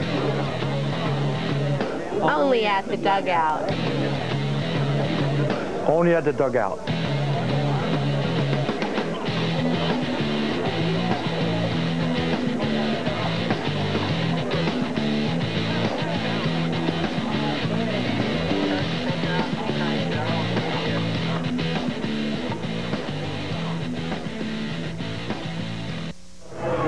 Well, there is Omar Lawrence, number 7 out of Largo High. Stretching them calves. 6 foot 175. With that great return, a 95-yarder, broke out of the stack and just outran the defense. Sam Smith of Pinellas Park, I thought may have had an angle, but he just outran him, did Lawrence. Shea with a fine kickoff. Comes down inside the 5, straight up the middle. This is number 3, Freddie Middlebrooks out of Gibbs. And Freddie Middlebrooks in the South just keeps coming at you with athletes, Eric. Freddie Middlebrooks got back up the middle there on that kickoff in a hurry. And Middlebrooks, an all-purpose back for Gibbs this season. Showing you his speed. Just taking it straight up the middle here. They have the holes there. Gets slowed down a little bit, and then he's going to drag a few tacklers as well, picking up yards. It looked like we might have back-to-back kickoff returns there for a moment. Middlebrooks, just an interesting story about him in the first game that we had for Gibbs this season. He said he was going to score 3 touchdowns. Of course, whenever you talk about your game, you're not going to score. So I asked him before the contest, how many are you going to score tonight? And he just smiled. So he knew better not to say anything. No prediction. Billy Henderson back in at tailback, and he turns it up for a gain of about 4. Finally run out of bounds over here by Tom Cantillo, number 45, out of Countryside, the 5'8", 170-pound defensive back. And I tell you, and he doesn't play that size either. Tough kid is Cantillo. Holds on. That's a good tackle right there on a very speedy running back. Tom Cantillo, an outstanding student athlete, wants to attend one of the military academies. Oops, get into the Air Force Academy. Second down, and about 5. Henderson straight up the middle, just testing the middle of that North defense. Going to be just shy of the first down by about the length of the football. It'll be 3rd and short. Well, you can see now why they're going up the middle. The center, Adam Butcher, out of Admiral Farragut, one of the key reasons that the Blue Jackets finished undefeated, number 52, and of course he's having help from his guards pushing people out of the way, but Adam Butcher, number 52, one of the members from the Admiral Farragut team here. A couple of the South County coaches said, you know, if I would have had the 4 guys here from the Blue Jackets, one of them said I would have won the district. And the other coach said, I'm not going to say who they were, out of respect for the rest of their players. And the other one said, our guys wouldn't be here because we'd be in Gainesville right now playing for the state championship. He's a big center at 6'5", 285. That's college size for a center. Straight up the middle, Henderson with room behind that center again, and hanging on for his life was Cantillo again. That was a touchdown-saving tackle by Tom Cantillo, and Henderson bigger than him at 180 pounds, and he just hung on. Nice block by Adam Gorman, freeing the running lane. Cantillo takes a hit, but as you said, he hangs on, making sure he brings down Henderson. You can see what Henderson can do with the football. And injury on the North team, or an equipment problem. It looks like Justin Basin coming out, and we have a problem with his helmet. 56 out of Countryside. He's going to be replaced by Chris Fairchild at the nose guard position. They've got their hands full, both of those guys, with Butcher out to Cedric King. Look out, King in the secondary. King's going to take this in for a touchdown. 39-yard touchdown strike from Andrew Harris to the exciting wide receiver Cedric King. And this kid, Eric, has got real speed. He is dynamic. Well, this is basically the same pass play you saw earlier. Cedric King just running a short route. He already has the cushion. As you said, you have to give him at least a 7 or 8 man cushion. And he runs to the defensive back deep into the secondary, stops, catches the football, and it's all wheels. 39 yards later, he is in the end zone. Henson's going to try to tackle on point number 35 for the South squad. The holder is Wilbur Hunter out of Boca Ciega. And Henson puts it right down the middle. 10-18 remaining second quarter. 35-14. The South back up by 3 scores. We'll take another break. You're watching the Palms Pinellas All-Star Football Classic.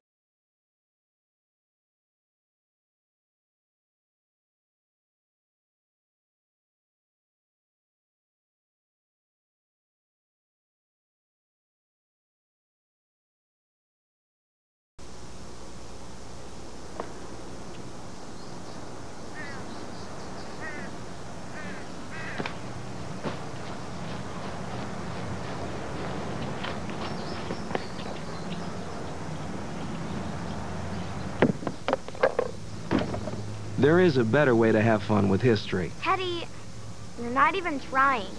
Visit americaslibrary.gov. Log on, play around, learn something. Brian Ox, Derek Keaton, Brian Syracuse back with you at Largo High School. The South goes back up by 3 scores in this 7th annual Palms Pinellas All-Star Football Classic. Let's see whether Omar Lawrence can rekindle the magic. Takes it up this far sideline here, the near sideline, and bounced out of bounds to the 25. They tried to set up the return to the sideline, Eric, and probably should have just turned him loose and let him do what he could do up the middle. Well, the last one, 59 yards, 4 plays, 2:02 off the clock, 39-yard pitch and catch is king. Took the 10-yard little hitch pattern and turned it up and just used the afterburners, Eric, to scorch that secondary. You can see he was thanking some of his offensive linemen over there, giving the quarterback time to throw him the football and get it out there to him. Davis in at quarterback, going to run it straight up the middle. This is Hunter running hard from the fullback position. Eric Hunter, number 30 out of Seminole, a late addition to the squad. Again, a player who probably should have been on the squad, Eric, but Seminole had such a great team. They were undefeated until they ran into Southeast in the quarterfinals. Hunter missed a few games this season due to injury, and that was one of the reasons he wasn't voted on. But then there was an injury to Jerome Russell out of Tarpon Springs, so Hunter's on. But you cannot overlook what Hunter did the last few games of the season and into the postseason. He had a couple touchdowns going into week number 10 of the high school season, ended up with 10. This is Danielle Williams, his running mate at Seminole, and not much there. On the bottom of that pile, 45, Jeff Rich, to find a linebacker, also running back out of Shorecrest High, Shorecrest Prep. Gain of 2, it's 2nd and 8.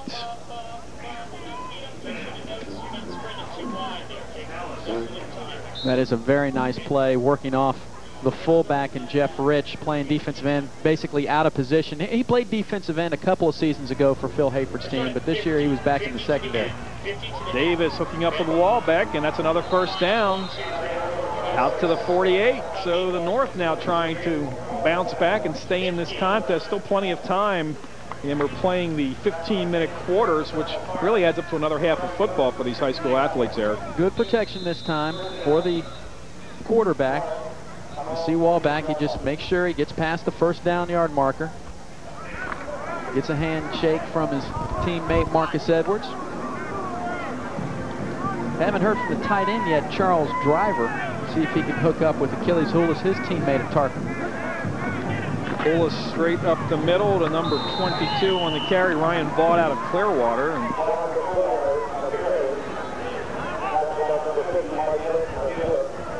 Lynch with the tackle. Lynch been very active. They're just controlling that point of attack on both sides. With the big center you talked about, Butcher, and then with Lynch in there at the nose tackle on the other side of the ball. And Keselowski's in there alongside Lynch now. So as Lynch was talking about earlier and what I was saying, you're going to have to recruit these two kids together. They're going to show what they can do besides just looking at their numbers throughout the season. Well, 285 and 280 or 290 respectively. Swinging out to Marcus Edwards, and Edwards can't quite turn the corner. Nice defensive play by Freddie Middlebrooks. 175-pound defensive back out of Gibbs. We saw him on a kickoff return earlier. It'll be 3rd down and long now for the North. And watch Keselowski right there just push his way through the middle. And this is just a swing pass, and Davis has to hurry up and get it out there. And a nice tackle by Middlebrooks out there. 50 and 77. 50, Lynch was going to recognize the play. He was going to drop back. 3rd down and 7. There's Keselowski. 6'2", 285, got his game face on there for the headshot. Back in South County had their game faces on. Back in the shotgun is Houlis. Got a receiver over here, hooks up beautifully with him, a well-thrown ball. Out to Chris Thomas. Chris Thomas out of Eastlake. Seeing his first action as a wide receiver. He was the quarterback, an option quarterback at Eastlake. He threw for 4 touchdowns this year, but he's a great athlete, Eric. He certainly is, and here he shows that he can play the wide receiver position. He can also play in the secondary as well. He led that Eastlake offense, but Chris Thomas has some wheels. He has some quicks and has some moves, and you can see that, you know, he can learn his pass patterns very quickly in a short amount of time. As Eastlake was in the playoffs and they were 1 and out. That's a big-time strike that time from Poulos on 3rd and long. Hitting like a pro quarterback, hitting the receiver on the slant pattern. Davis faking the draw, going to dump it underneath, has his tight end, the wide open Charles Driver out of Tarpon Springs High School. Driver, another good-looking athlete. You know, Charles Driver, statistically and ability, the best tight end in Pinellas County. Working his way open. Davis thought about running it. Just softly tosses the ball over there to him. Nice tackle, though, by Sam Smith, getting down low on Charles Driver. So nice little crossing pattern off the fake draw out of the shotgun formation. So the North pulling out all the stops, trying to stay in this one, trailing it by 3 scores in the first half. Poulos back in, counteracts. Danielle Williams breaks it open, leaps over the safety. Danielle Williams inside the 5. First and goal for the North from the 3. What a play by Danielle Williams. Danielle Williams tried to leap in the Southeast playoff game, and Achilles Houlis has problems getting the exchange from center, but watch, that's amazing. Over Wilbur Hunter. That just shows you the vision of Danielle Williams. He saw Hunter coming. Another look from the end zone camera. Danielle Williams only 5'6", 5'7", but let me tell you, his nickname is Game Time, and he's starting to get warmed up. Big-time athlete, Eric. You saw him. You know he's a great soccer player. Does it all for Seminole High School. Timeout now called by the North. There's a South, defense, as the North got their defense reeling a little bit. 6:18 remaining, second quarter, 35-14 in the South with the North on the drive. We'll take another break. You're watching the Palms Pinellas All-Star Football Classic.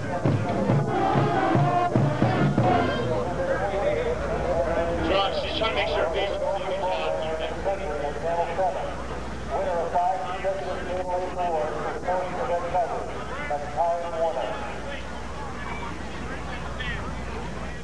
It's a new, easy-to-use, picture-in-picture on-screen guide, crystal clear reception on over 200 channels, and high-speed internet access with Roadrunner. CD-quality sound so vibrant, you'll swear you're really there. And there's no expensive equipment to buy, all from the leader in home entertainment. When you want the best picture and sound available, it can only be called one thing. Digital. Time Warner Digital Multimedia. Welcome to what's next. Brian Ox, Derek Keaton, Brian Syracuse back with you at Largo High School. 35-14 the South over the North. The North with a first and goal from about the 3. Counteraction.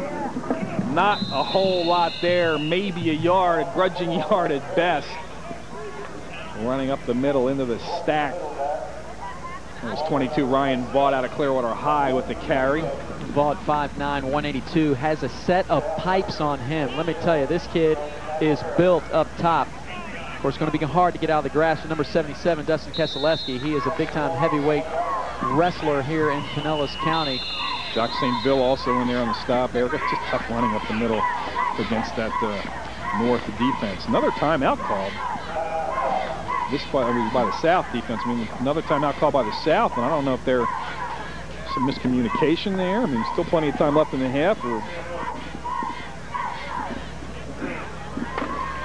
5:48 left, 35-14, and this is a big play here for the North, or a big series here for the North. It's still going to be second down and goal from the 1, Eric, but they need to punch it in here to stay in this contest, because the South has been scoring at will, and the North defense has not proven that they can stop them yet here in the first half. That's true, and I'm trying to figure out what Coach Adams from the South is walking over to the officials, and he had some words, see what he was trying, maybe a specific rule or something to get straightened out as he walked over.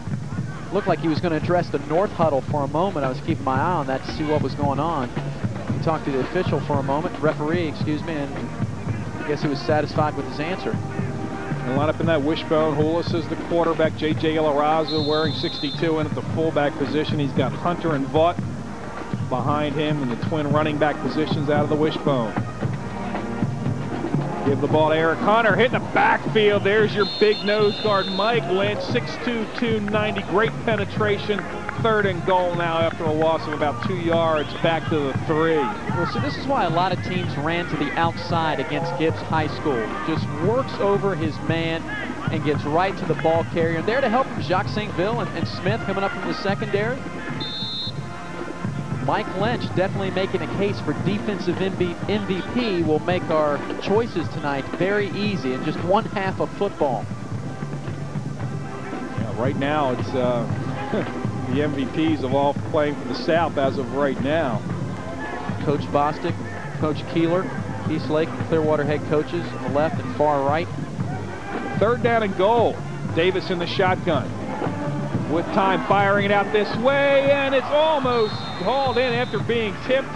Juggling act over there. Danielle Williams almost coming up with a great play. And 4th and goal, and Coach John Davis is going to have to go for it here, trailing it by 3 scores. Well, here you have the linebacker and the defensive back as Larry Woods, I believe, gets his hands on the football. Great number play. 22 out of St. Pete Catholic, and just for a moment disrupts the vision of Danielle Williams. Larry Woods, another one of those multi-talented athletes for St. Pete Catholic. Play every kickoff return, running back, linebacker.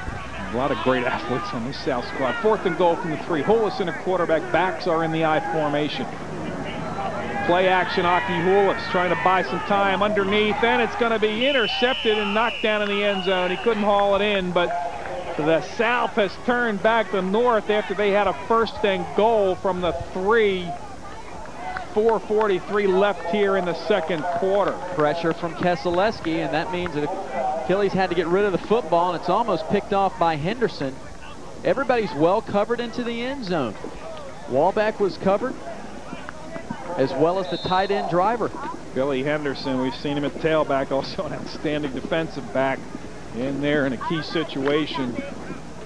Well covered, as you said. He looked like the intended receiver. He had him so well covered, and Hulis just had to go for it because he had no other options. Harris, the quarterback, tossing the ball. Andre Hall with a little bit of running room, still on his feet now, finally spun down as he gets it out to about the 10. Once again, Omar Lawrence, safety for the North squad, and on another tackle. His numbers are starting to build. Unfortunately, the numbers are usually about 8 to 10 yards downfield, but this is what he did for Largo, a little closer to the line of scrimmage. Along with Torrey Holmes, those two guys led the Largo Packers in tackles this year for the resurgent Largo Packers. Another great gain, though, on 1st down. He picked up 8. 2nd down and 2. Andre Hall again, straight up the middle, breaks out of the pack, fumbles the football, and the South has recovered it. That could have been a break the North needed, but alertly falling on the football. 75, Adam Blizzard out of Northeast falling on the football, retaining possession for the South squad.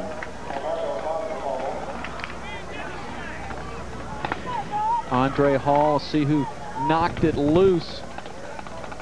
Looked like it was a couple of guys. Might have been the helmet of Lawrence knocking it out, but very fortunate as Osceola's Chris Haas recovers it. Yeah, Lawrence and also Ryan Wyatt, 75 out of Palm Harbor, double teaming on the tackle as Hall had plenty of room for the 1st down. As it is, it'll still be a 1st down as J.J. Ilaraza now hobbling off, and they can ill afford to lose him. Defensive end out of Countryside, 200-pounder. Tough kid. Hopefully he'll be back in the contest. Straight back Harris with time on 1st down. Now he's running out of time, but that athleticism gets to the corner and finally brought down. Not till he turns it up for a nice gain. So again, turning a broken play into a nice gain. Finally brought down by Marvin Elliott, number 21 out of Seminole. And you can see here on the shotgun snap before this actual play started that Andrew Harris had problems with the snap, and here he's getting some blocking downfield, but Marvin Elliott holds his ground, says, hey, I've seen running quarterbacks before this season. Not a problem to take down Harris. 2nd down and 2. Marvin Elliott on the defensive play. You've yet to really see him throw his way, and that's a good sign because Elliott is a very good cover man. Cedric King and Solomon Johnson, the receivers in the slot to the left side of the formation. Straight dive play this time. This is Andre Hall. Andre Hall trying to break it to the outside. Look out. Andre Hall across midfield, finally run out of bounds by Justin Lumpkin. But Andre Hall just showing what a great running back he is once again, turning a routine gain of maybe 4 or 5 yards into a big gainer across midfield. Looked like his forward progress was going to be stopped. Nice fake by Harrison Gorman. And you see Hall get out of the pack, gets out of a tackle there of Lawrence, who's having an outstanding night, picks up a block from Cedric King, and it looks like he's going to be gone, but a nice tackle by Justin Lumpkin. Had the angle on him and took him down. Boy, I tell you what, Dixie Holland's wishing that they could have Andre Hall there for the past 4 seasons. This is just in a half. Not a bad first half for an all-star game. 12 carries for 130 yards, 3 touchdowns. Here's another big gain. And as they get it inside the 30 or 40 to about the 35, move the chains as another Marcelo score. Church on the carry. Another score by the South, and of course they will set the record for the most points scored by a team in this Palms of Pinellas All-Star Classic. But, you know, hey, here's South County again. You know, hey, we're going to run Felder at you. We're going to run Gorman. We're going to run Hall. We're going to run Church. Just too much size up front. Too many athletes, Eric. Too many athletes on both sides of the ball with great speed. That the North looks like they have a little opening. They close it down with the great speed, or they make a play offensively with the great speed out of nothing. Here comes this way Felder, another great athlete. Turns the corner and finally driven down at about the 30. 21, Marvin Elliott in there again. Had some help from Lawrence Bryant, and 64, Eduardo Sanchez. Fry's leaving also over in the area. Well, here you see the speed of Felder. Johnson trying to hold off a block. Nice tackles out there by Lawrence and Marvin Elliott finally to bring him down. I think we're, you know, of course, which we've seen throughout the entire ball game, but the North squad really missing the big guys like Bobby Williamson, Brandon Rottmeyer, Matt Monrod. These guys would be on this team, but there are 3 of the individuals on the North squad that said, look, we have our tickets elsewhere. They're already punched. We're going to sit out and let somebody else take our spot. But I think Coach Davis is wishing they were here right now and could use them. Monrod going to Florida State. Rottmeyer to Tulane, already committed. Straight back on second down and 6. Harris going to swing it out here and falls incomplete. Is it a lateral or is it a pass? As they finally blown it dead, as referee Dan McAllister looked initially like he might call it a lateral, but finally now blows it dead and calls it an incomplete pass. And Andrew Harris gets laid out here on this play. As he turns around, he's like, oh my goodness, here comes the pass rush already. It's Fry's leaving.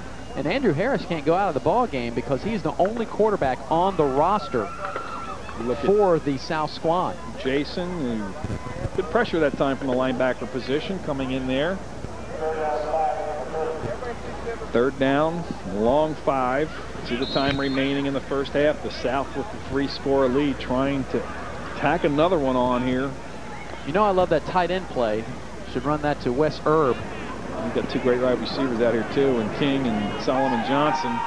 Harris under some pressure from Fry's leaving again. Fry's leaving with the sack coming off the corner.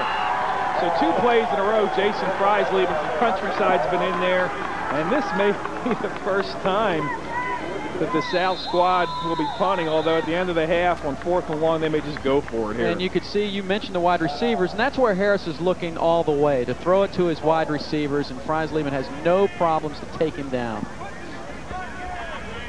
Which he came from his linebacker position, and I thought in this game we weren't supposed to have blitzes. Well, he's playing an outside. He might have been playing actually at a defensive end that time. He's playing outside linebacker. Illo Razzo's been going in and out of the game, and let's see where, I don't know where he's lining up, Eric, but I think trailing it by 3 scores that he's not coming off the middle anyway. He's coming off the end. There's Akihulis on the sideline, hoping to get the ball back. He and Jay Davis get one more opportunity before the half expires. His team trailing it by 21 points.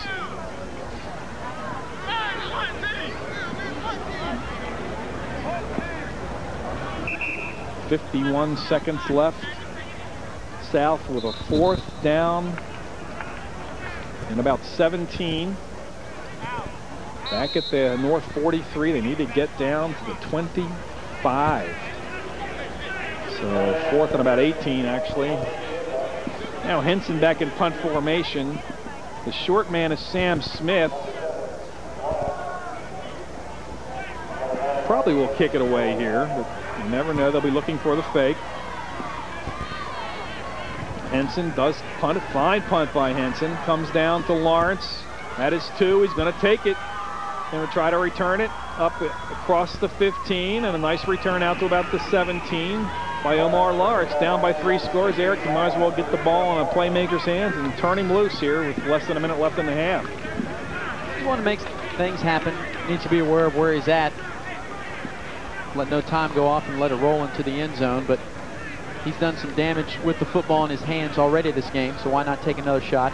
And it's an all-star game, so what the heck, you know. Normally in the regular season, you'd say, you know, stand on the 10, and if it goes over your head, yeah, let it roll but Pride, you're over the down by end zone. 21 points. You've been getting lambasted so far.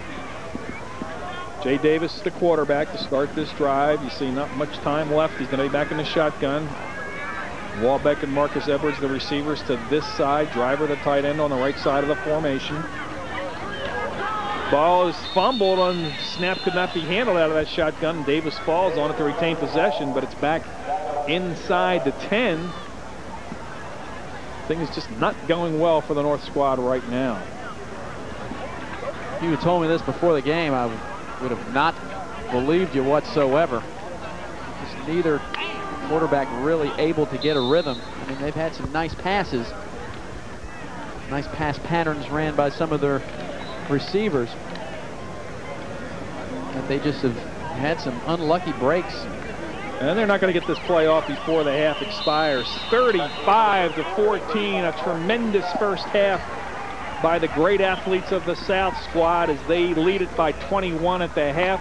And this is the 7th annual Palms Pinellas All-Star Football Classic. And Coach Davis is going to be talking to his North squad at the half to try to figure something out to slow this I'm sure he'll squad down. I'll be surprised if he has a lot of words. He may be speechless when he gets down there with Brian. Let's go down to Brian Syracuse with head coach John Davis of the North. Hi, I'm here with Coach Davis of the North. Coach, not doing too much difficult. They're just pretty much coming straight at you on offense. Yeah, you know, in this particular game, you got to sit in one defense, and they're just beating us physically up front. I don't think we had the ball for about an hour there, it seemed like, but they're just beating us up front, and we got to play a little bit harder on defense, especially in the second half. Well, Omar Lawrence's big return really got you guys back in this game, in striking distance at least. Well, no doubt. And 15-minute quarters means you got a long game. So, I mean, if we can get something going, we didn't get in there at the end of the half there. If we could have got in there, it might have been a little bit better too. But we still got a chance. We've got some weapons. All right, thanks a lot, Coach. Good luck in the second half. I'm going to bring in now Chris Daniels. Welcome, Chris. Chris Daniels, a lot of you guys remember him. He played at Clearwater High School, then in the Palms Pinellas, and now he is with the Tampa Bay Buccaneers. Chris, talk a little bit about this game and your memories back in '94.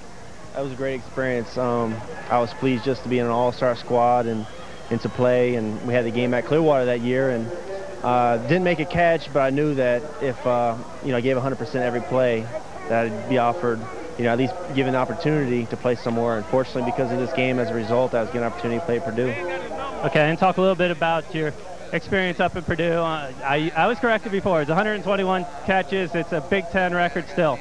As far as I know, until somebody else at Purdue, does better than that. But yeah, we had a good year last year and came down here and was fortunate to play and back home again, Tampa in the Outback Bowl, and then get picked up by Tampa Bay, which is great for me because this is where I'm from. My family's all here, and just having a great time being here in Tampa. Thanks a lot, Chris. Good luck. Thank you. We're going to come back with more stuff at halftime. Thank you.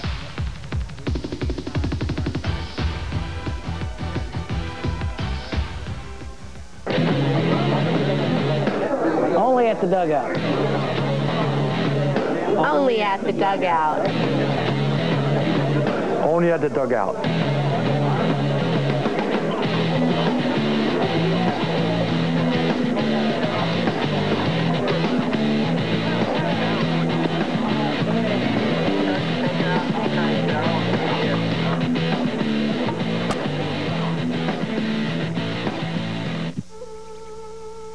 I can listen. I can cook. Good. I can coach. Kids with something to do are less likely to do drugs. I can drive. I can paint. I can dance. A little of your time can make a lifetime of difference. I can read. I can help.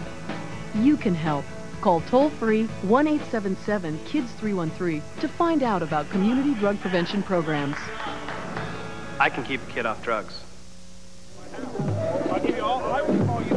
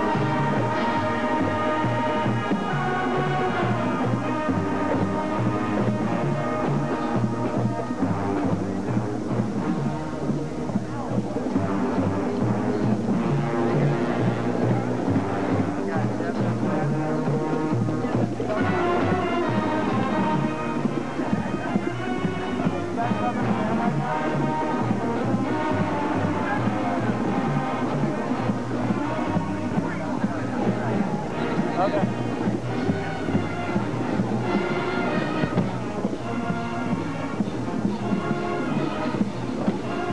Highlights short. We don't have much time.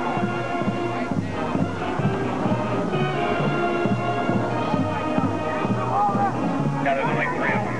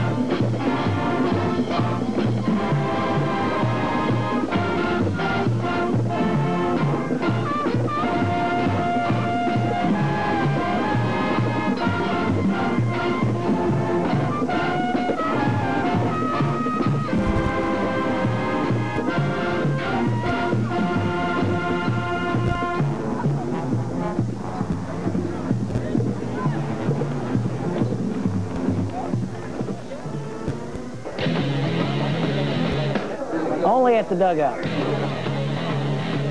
Only at the dugout. Only at the dugout.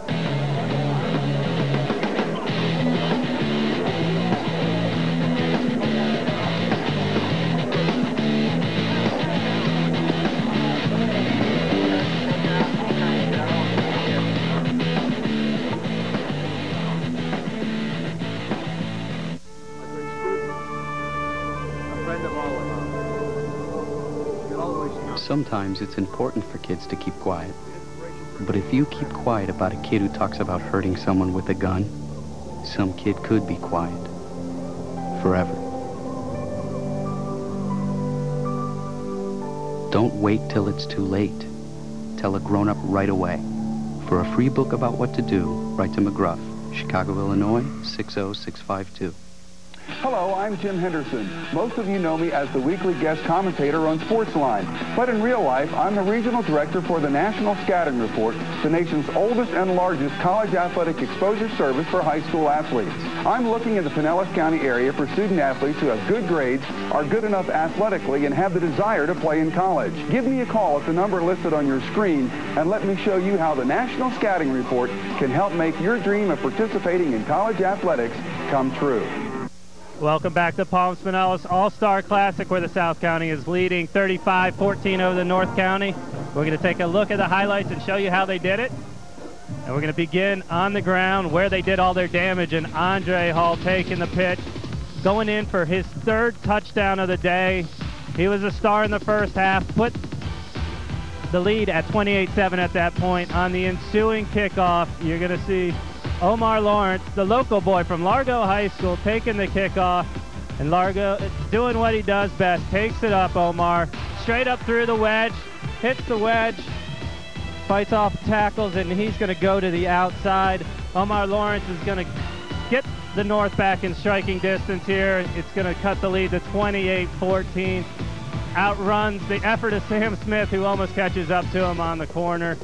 Really, most of the offense right there for your North County team. And then Andrew Harris drops back. Didn't have to throw too much, but here he got it to Cedric King in open field, and we've said it all year long. Get Cedric that ball out there in the open field, and he knows what to do with it. Hampered most of the year with an injury, but there you see that he was feeling healthy, and that put him up 35-14. That is your halftime score, as you can see up there. All rushing. The South just pounded the football on the North from the beginning, and really the North couldn't stop it. It was simple, either toss, sweep, every power move, and really came in and hurt them. Now I am being joined by Patrick Steenberg, who is with the Red Oaks Farm. Patrick, can you talk a little bit about it and explain to people that don't know what it is? Sure. We're bringing the Global Junior Championship here to Pinellas County during Super Bowl week. And what it is, it's the world's best teenage football players. The USA team will be picked primarily from the 2 teams out here tonight. They're all Pinellas County kids. Then there'll be an all-star team from the European continent, coached by NFL Europe coaches, from Canada and from Japan. And a lot of people don't know that football's even being played in these countries. But they'll be in town the whole Super Bowl week, hosted by families in the area. We'll play a doubleheader on Wednesday, the 24th, and they'll all be at Clearwater High School. In the first game, it's Canada versus Japan, USA against Europe. Then we come back again on Saturday. The 2 teams that lose play in the bronze medal game, and the winners play at 7 o'clock for the global championship. Okay, you said not a lot of people know that it's even played outside, but it's playing at a pretty high level. Yeah, it's played at a real high level. We've had kids, the last 2 years, we've had kids get full rides from the European team. The starting defensive end from University of Tennessee played in this game 2 years ago.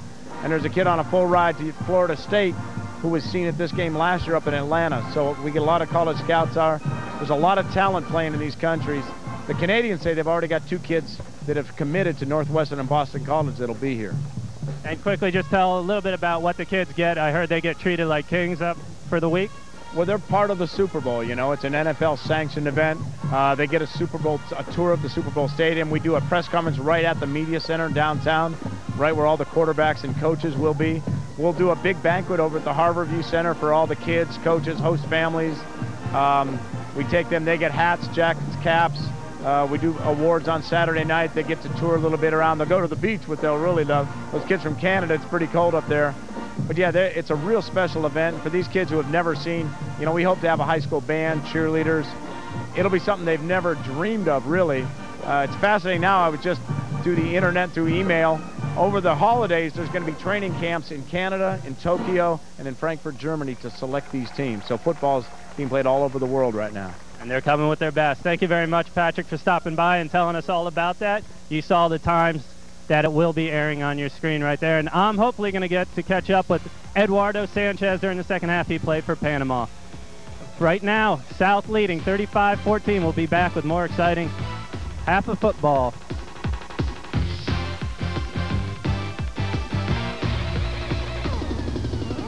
Be cool about fire safety. Yo, you're looking at the bomb diggity numero uno smoke detector. That's me, Seymour Smoke. And when that smoke comes rising up, I start buzzing or beeping or whistling. So get out of that house pronto, fast, and stay out. If you don't have a working smoke detector in your house or apartment, you could end up being smoked. So you gotta make sure you check me out at least once a month. How?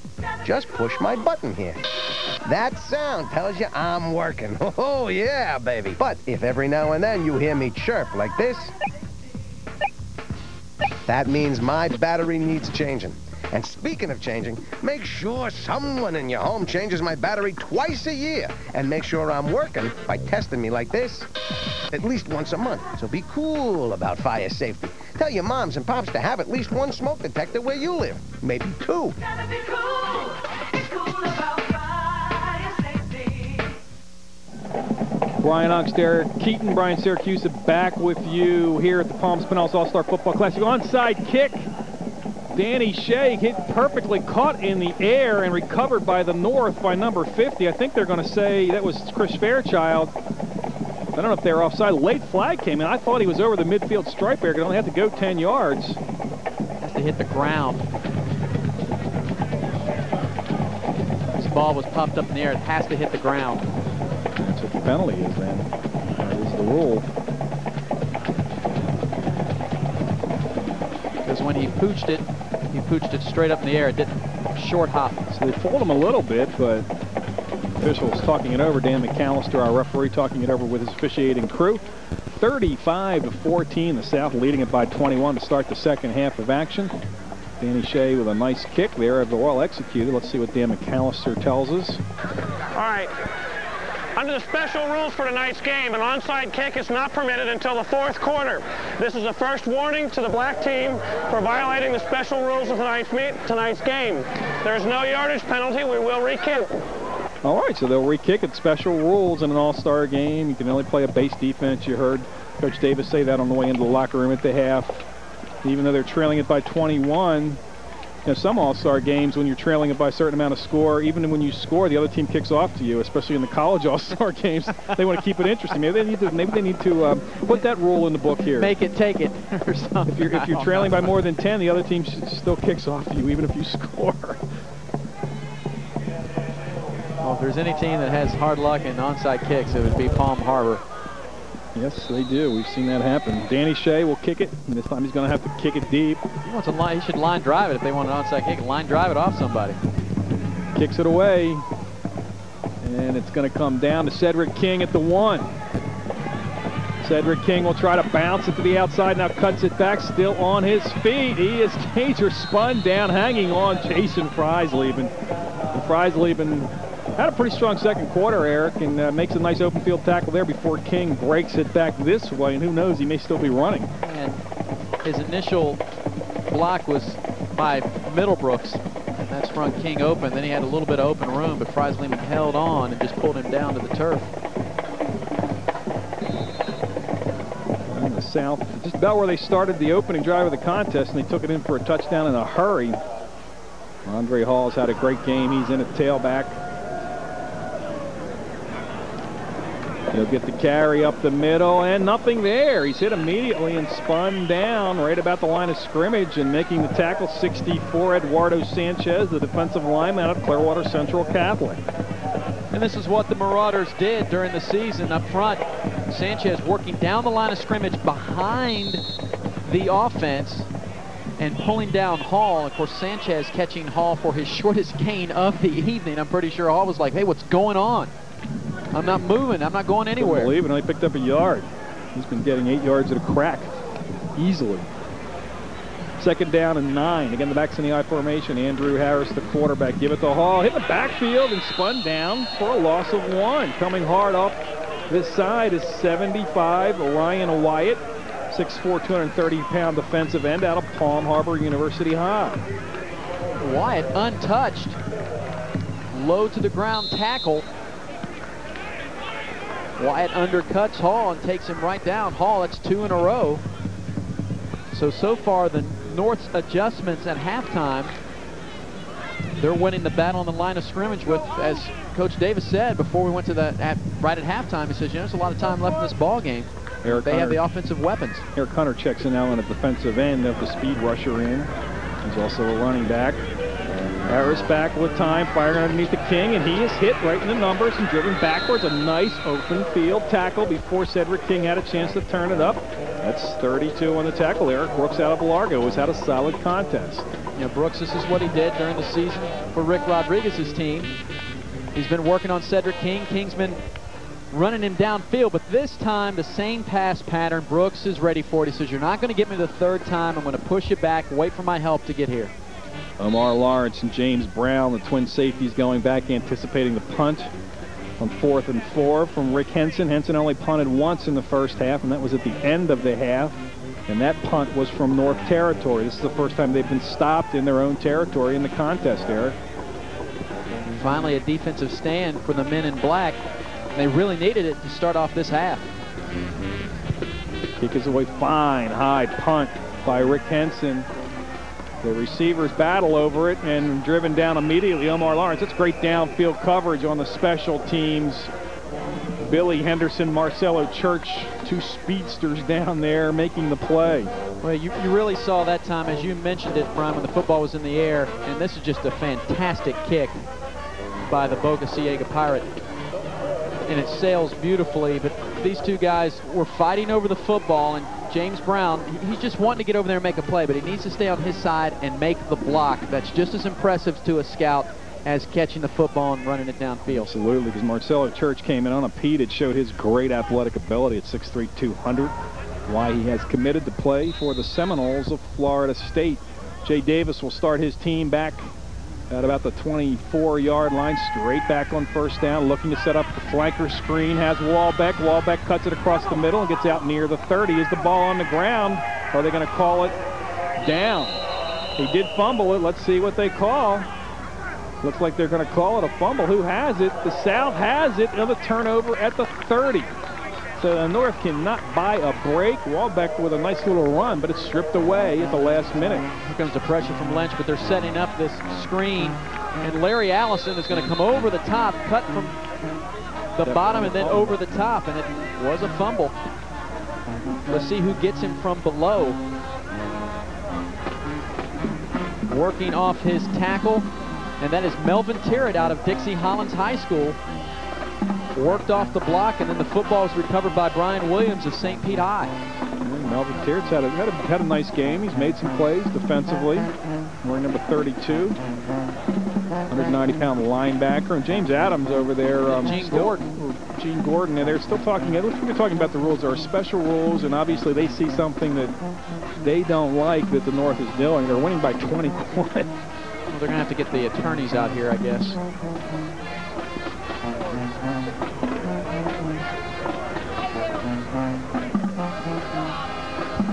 Talking to Coach Perlin up here, defense coordinator for the Seminole Warhawks. He says they may be discussing the defensive alignment for the North squad. They were playing a 4-3 on the last defensive stand. Let's go down to Brian Syracuse. Thank you, guys. I'm down here with the head coach of the South, Coach Adams, and Coach. Talk a little bit about first half. Not too much to it. You guys just came right at him. Yeah, the kids played really well, and they executed real well, and we got some pretty good players on the South team. I thought the key thing was that with Andrew Harris, the quarterback, he's really leading the team real well on offense and driving us. And, you know, we're running and then mixing up with a couple trick plays, you know, double reverse, throw back, and throw downfield. And Andrew's making some nice passes. And, you know, of course, we got some good receivers, and, you know, Solomon Johnson and Cedric King right there with a nice touchdown run. And putting together real well. All right, thanks a lot, Coach. Good luck in the second half. Okay, thank you. Back up to you guys. Okay, thank you, Brian. Get a chance, maybe we ask Coach Adams what they're discussing out there. Obviously, it's a special rules infraction. 1st and 10 from the 30. Toss the ball to Billy Henderson. Henderson bouncing it outside of Villa Raza, and another great game on first down for the South. They run out of bounds a couple of yards shy, or about a yard shy of the first down marker. You see, this is just Henderson here. There's a breakdown up front and penetration by the North squad, and then taking it outside is going to be Henderson. A low pitch. Harris can't pick up the block on Benny Capone, and just running right around Ilaraza. The penetration was there, and finally a tackle made downfield. Once again, Lawrence in on the action as well as Cantillo. Lawrence and Cantillo saving further damage, but it's 2nd and 2. Another great gain on first down. Henderson remains in a tailback.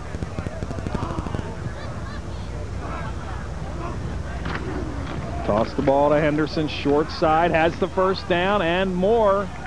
Lawrence again in on the tackle, but not till he's down inside the 15 at about the 12. And the South picking up where they left off in the first half, running the football effectively. Lawrence and Wyatt in on the tackle. Wyatt taking over for DeQuez Gully out of Seminole, who injured himself earlier in the contest. Just picking up yardage now, huge chunks at a time. I guess that first possession here in the second half was an anomaly. Marcelo Church checks in at the fullback position. Darren Felder now in at the tailback position. Give the ball to Marcelo Church straight up the middle, and not much there that time. Gets down near the 10. The gain of a couple. Sanchez in there, the first man on the hit, and there is, unfortunately, DeQuez Gully, the defensive end, the fine defensive end. You see him on crutches on the sideline, and not going to take any chances with the injury, obviously. I'm told that's his father down there on the bench right behind him. For a while there after the injury, Gully just sat on that bench throughout the whole half, and finally he is up and on those crutches. Henderson back in the game, takes the toss. Henderson into the end zone for the South touchdown. Just making it look too easy, Eric. 11 yards off the right guard on the simple toss play, running right at the North.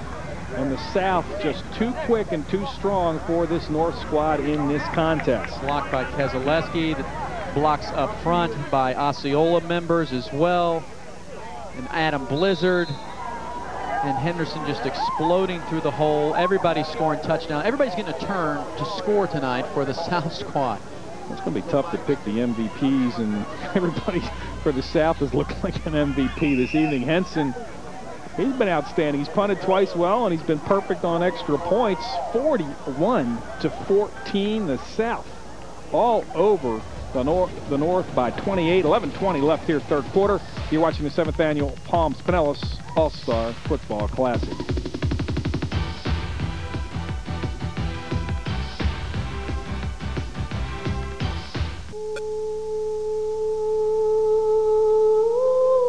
It is about balancing our choices between the gray of the concrete jungle and the stunning beauty of the real one. Between a stoic facade of granite and the fury of the canyon. Between deafness and the presence of breathtaking music. Between blindness and blinding beauty.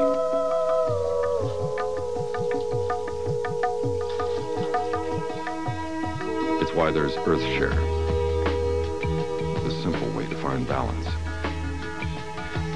EarthShare is the workplace giving program bringing the leading environmental groups under one umbrella. Support EarthShare, support them all. EarthShare. Please ask your employer about workplace giving. To learn more, please visit our website.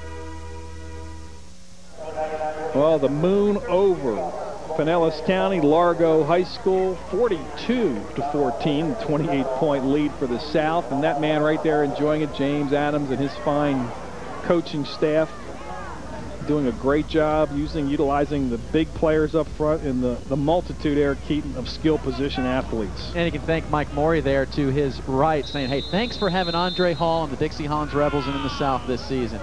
Making my play calling a lot easier. Well, Dave throwing a little bit of Billy Henderson, some Felder and Church, and we got ourselves a ball game. Henson with a nice kickoff. Comes down near the goal line. Marker down already. Danielle Williams on the return, and he is hit. Nice hit there. That's John Hunt out of Admiral Farragut.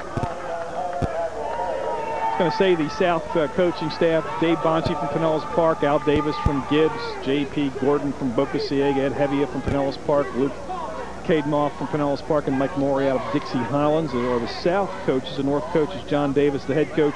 Greg Ferguson from CCC, Mike June from Palm Harbor, Bill Nardazzi from Indian Rocks Christian, Todd Pierce from CCC, Ron Ragland from CCC, and Rick Rodriguez from Largo. And John Davis, when it rains, it pours, John. Just read his lips. He said, unbelievable. During the run back, on the receivers, half the distance penalty, take over first down. I don't think he was commenting on the actual score. He was commenting on the call.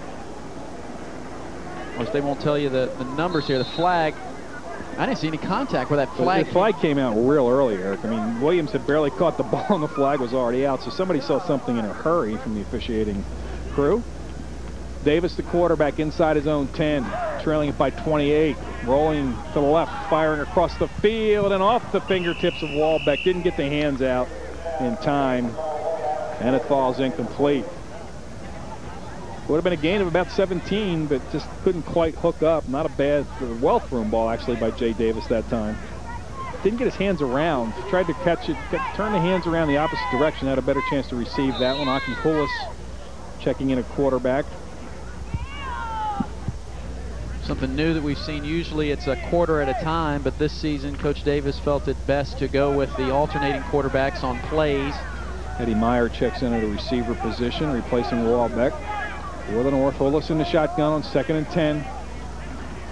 Back near his goal line under pressure, dumps it off underneath the James Brown, who gets out to about the 12. Run down there.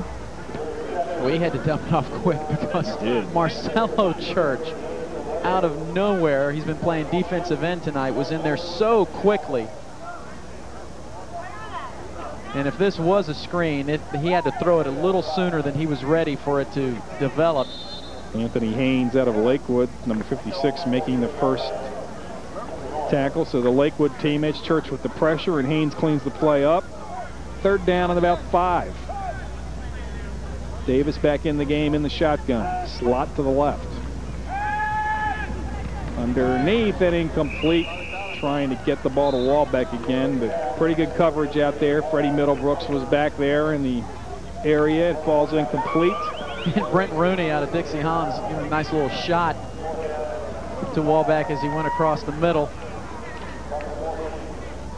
Danny Shea in the punt. Wonder if they need to probably put Danny Shea out there wide receiver a little bit. We saw him scorch countryside for a couple of long times. He had pretty good speed, and he's a guy and that Chris Thomas had a nice little route earlier, and haven't seen him out there that much. Try to get a couple of these guys down the field so the North can get back in this thing, as Danielle Williams checking in late on the punt team for the North. Shea will hit it from inside his 5. King and Middlebrooks, the twin safeties. The ball is partially blocked, coming in there in a hurry, caught in the air by 66 Jacques Saint-Ville, and he has it down near the 10. And this one is quickly deteriorating, as the South has got all the answers right now, and the North just can't stop anything that they're doing.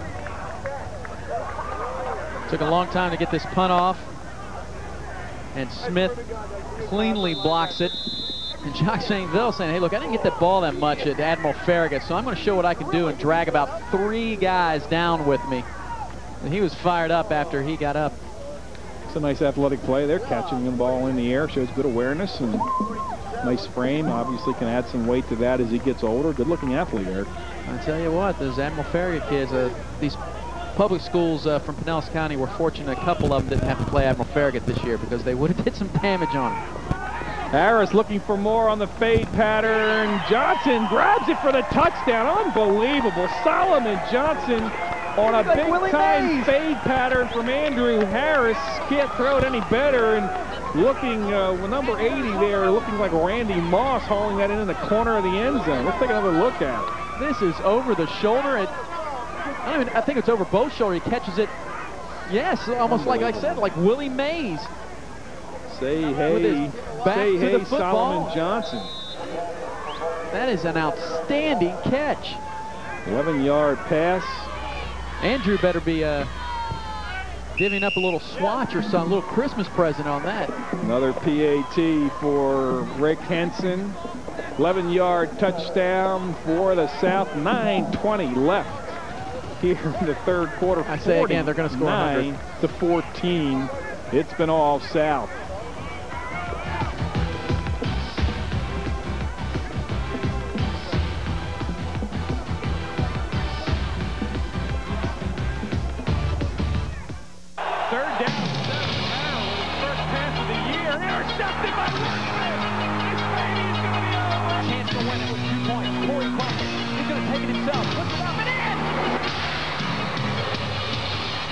Great job to get his body in front of the ball. Hammond needs the 3. She hits it. Into the end zone. Runs over the defender for the touchdown. Turn out the lights. This party is over. Well, the South over on the far sideline, leading at 49-14. And Eric Keaton, no one would have thought this. We thought this game was going to be pretty. We knew the South had some great athletes and running backs. We knew the North had some great quarterbacks, but it just has not gone well for the North and the South, really. I mean, they've just whipped them. They whipped them with the point of attack on both sides of the ball. They deserve everything they've gotten. And this one deteriorating rapidly. 35-point lead now for the South squad. And we have 9:19 left here in the third quarter. Yeah, kickoff going into the end zone. Danielle Williams and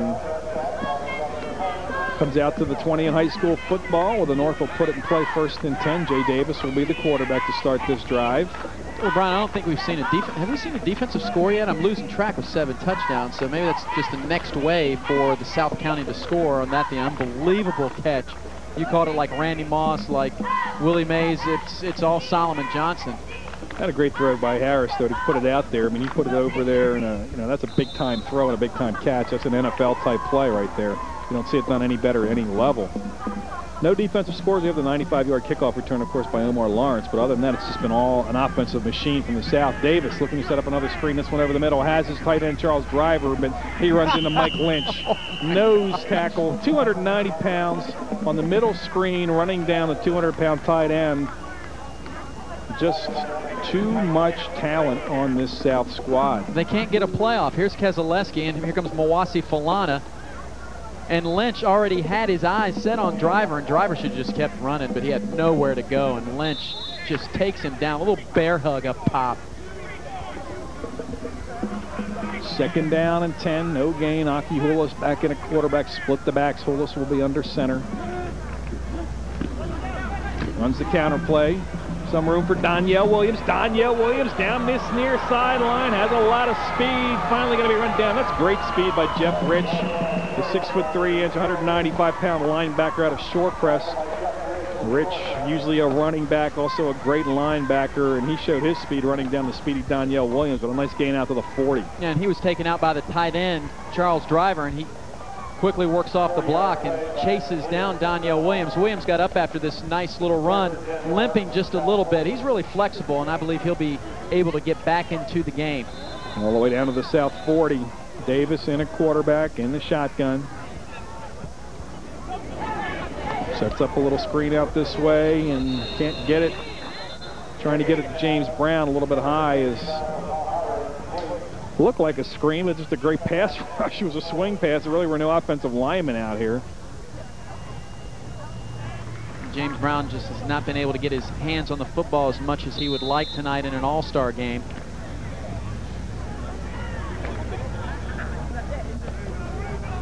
See Marcus Edwards down here working on John Hunt. See if they might try something deep here with Achilles Hulis. Hulis steps up, fires to Edwards on the hook pattern. Taken down from behind, but not till he gets down to the 23. Great play there for the North. Ryan Berg from Dixie finally making the tackle, number 81. Hunt played this play very well. Edwards is a very experienced receiver. Hunt right there could not make the tackle, but he had some help from behind by one of his teammates. But Achilles Hulis, you know, he has fantastic arm strength. He threw that ball deadly in there. Accurate. I mean, he you know, he's Brett Favre is a guy he likes, and he's got a Brett Favre type arm. I mean, he's not a big guy, 6'1", 180, good size for a high school quarterback, but he steps up and throws the ball, and when he decides, he can deliver it in a hurry. On the counter, James Brown inside the 20, down to about the 18. Give him a gain of 5. It'll be 2nd and 5. Haynes in on the tackle here from Lakewood. This play's been, there's Danielle Williams. Thought he might be able to get back into the game. The trainers were taking a look at him.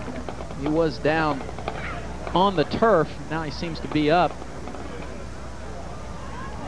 I believe his helmet is still on, so he's still getting ready. Hulis straight back, quick drop, firing it out, and the receiver with a little bump and run coverage falls down. He was trying to get it to Eddie Meyer, but Meyer knocked off his feet back there by Freddie Middlebrooks, and it'll set up 3rd down. Hulis this time looking downfield. Was ready to throw it to Meyer earlier, but Meyer could not get his feet under himself, so it's fortunate that pass was low and not picked.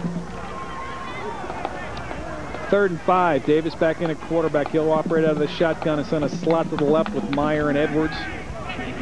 Driver, the tight end, on the right side of the formation. Stays in the block. Davis steps up, steps out of the tackle. Going to fire it, and a great grab by Eddie Meyer. Coming all the way across the field, and that's why Meyer led the county in receptions there. Not the fastest or biggest guy, but you get it in his area, and he'll usually haul it in. That's good enough for a 1st down as well. I thought for sure that Davis had delivered this football well above the reach of Eddie Meyer. And Davis just did an outstanding job of avoiding the blindside rush. Gets out of a would-be tackler's grasp here, and then has the alertness to deliver the football, take the hit, knew where his receiver was downfield. Great play by Davis and an equally nice catch by Eddie Meyer. Timeout's going to be called. It's 1st and goal from about the 7 in the South, calling another timeout. We'll take a timeout ourselves. 6:25 remaining 3rd quarter, 49-14 the South over the North. The North with a 1st and goal when we return. To the phone lines. You were on Sportsline. Obviously, what you guys said is 100% correct. There was not too much to pick apart in the Bucks game. I had a comment first, both pertaining to the double race. I just wanted to make a quick comment about college basketball. How could America in general keep the soccer frenzy going. My buddy and I watched the Storm game last night. Here we go, fellas. It goes to hockey.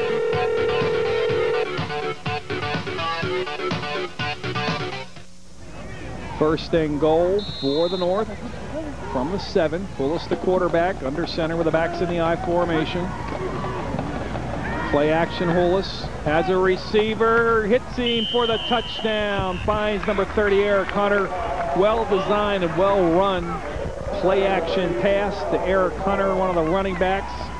And the North with their first score of the second half. Achilles Hollis can play action with the best of them here. Hides the football very well. Kind of hopped there instead of setting his feet, but Marcus Edwards there for the block to free and spring Hunter. Hunter didn't get the chance to catch many passes in the Seminole offense, but he shows you his pass catching ability. As we all know, he can run with the football. A nice delivery by Achilles Hollis, even though he did pop up in the air a little bit. He's excited. He knew he was going to score a touchdown there because his man was open. They'll go for 2. Davis in the shotgun, has a man wide open. That's Walbeck. Or no, it's not. That's Vaught from Clearwater High School on the far side. Ryan Vaught calls it in for the 2-point conversion. So 6:15 remaining third quarter. 49-22 is now your score. Is the North. Jay Davis and the guys saying, let's not give up. Let's just try to put more points on the board. And then a well-designed 2-point conversion. So a nice play for the touchdown from Hollis to Hunter, and an equally nice play there from Davis to Ryan Vaught for the 2-point conversion. Davis finally having to use his running backs a little bit more in this contest. And used to having 3, 4, sometimes 5 receivers out there for him. But in these rules for this contest, you're not allowed to do it.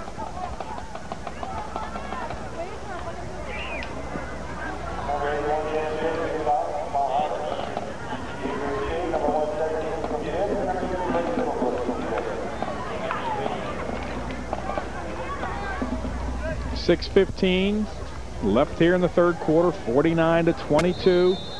We heard the referee Dan McAllister say that you can't have an onside kick till the fourth quarter. That's a rule I'll have to look at for next year, Eric. Trailing it still here, 49-22. Say in case of blowout. Middlebrooks picks it up, avoids 1 tackle, but will not get out of the second crunch of North tacklers swarming him down at the 20-yard line. And North will look to get a stop here and try to get another score. Still a lot of time remaining, but they have dug themselves a huge hole, thanks to outstanding play by a very talented South squad. This is the 7th annual Palms Pinellas All-Star Football Classic. I'll tell you who can crunch is Omar Lawrence. You saw him just miss that last tackle, and he got back up there again, went flying in to help out the rest of his teammates.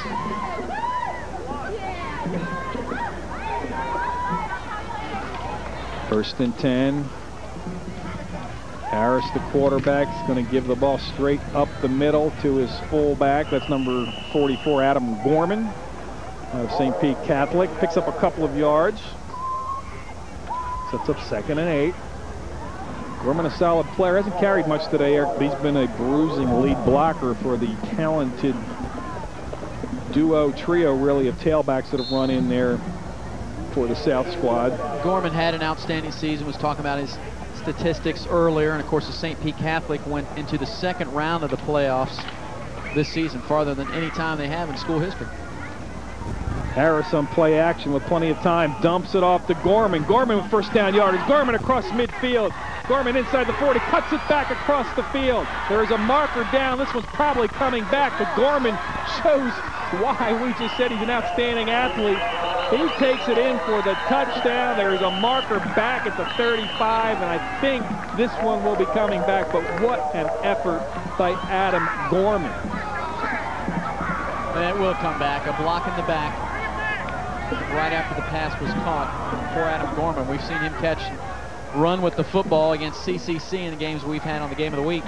It's officially a clip, but that was a 78-yard touchdown called back. Look at it again.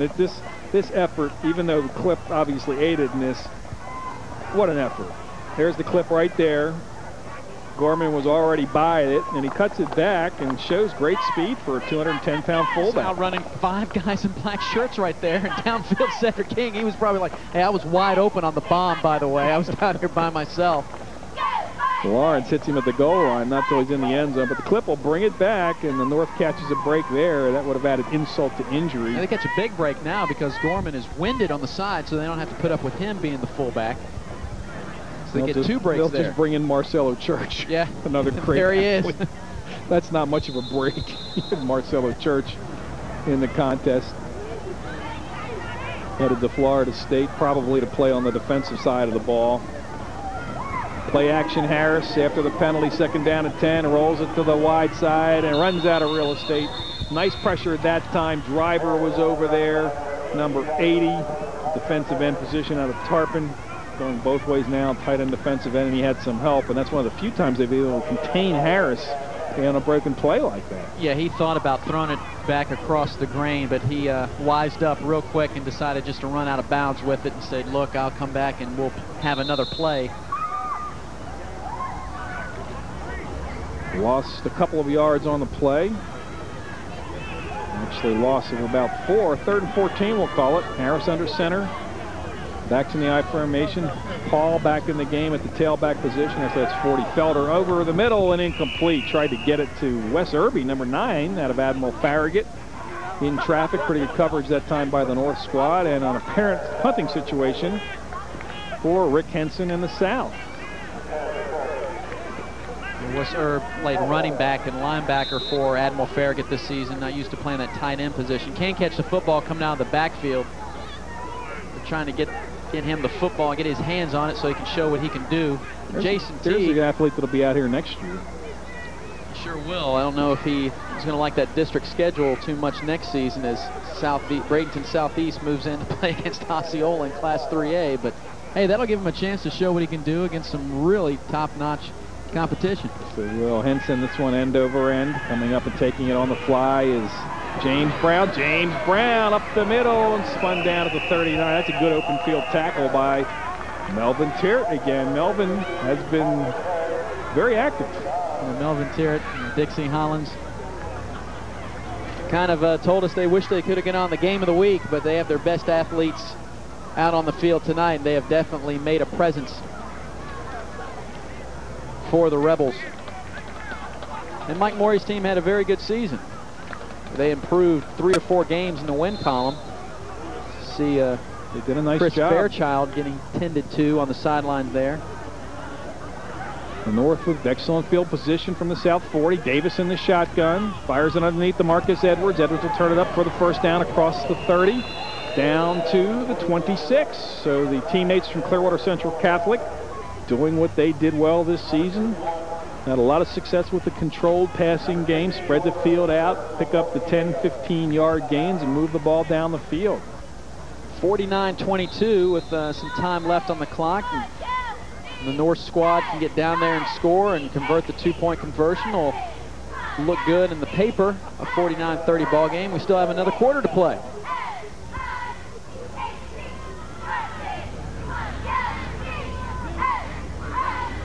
First and 10 from the 25. Hollis out of the shotgun, under pressure. Will buy time, and finally just throws it away downfield. They're going to throw a marker for intentional grounding. He was outside. Of course, they don't have the NFL rule outside the pocket. Threw it out of bounds downfield, but I guess they're going to say there were no receivers in the area, unless there is. Well, remember, in high school football, no pass is uncatchable. So somebody could have caught that. So how could it be intentional grounding? There we go. Receiver downfield, so that is the call. We stand corrected.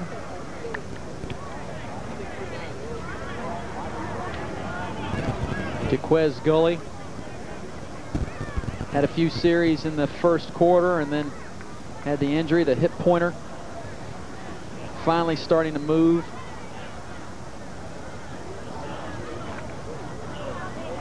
So the penalty will march it back to the 31-yard line. It's first down and 15. 22 seconds remaining in the third quarter. The North trying to get another touchdown on the board here in the quarter. Davis back in at quarterback in the shotgun formation.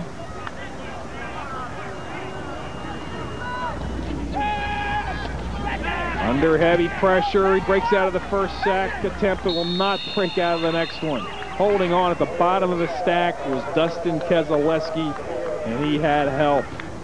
Had help from Larry Allison. Keselowski, Allison, and Lynch all getting in there. Larry Allison from St. Pete High School. And Lynch really the one who imploded the play initially. That's the end of the third quarter. With the score, the South 49, the North 22. We'll take a break and be back with fourth quarter action. You're watching the Palms Pinellas All-Star Football Classic.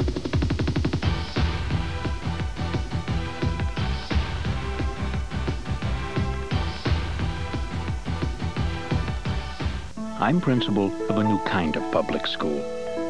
It's open up to 15 hours a day, year-round. It has loads of academic, cultural, and recreational activities. We have medical and dental services right here. Our teachers have more time to teach. Our students are better prepared to learn. There's just one problem. We can't get the kids to go home. Find out how your school can be more like this one. Call 1-877-LOVE-TO-LEARN.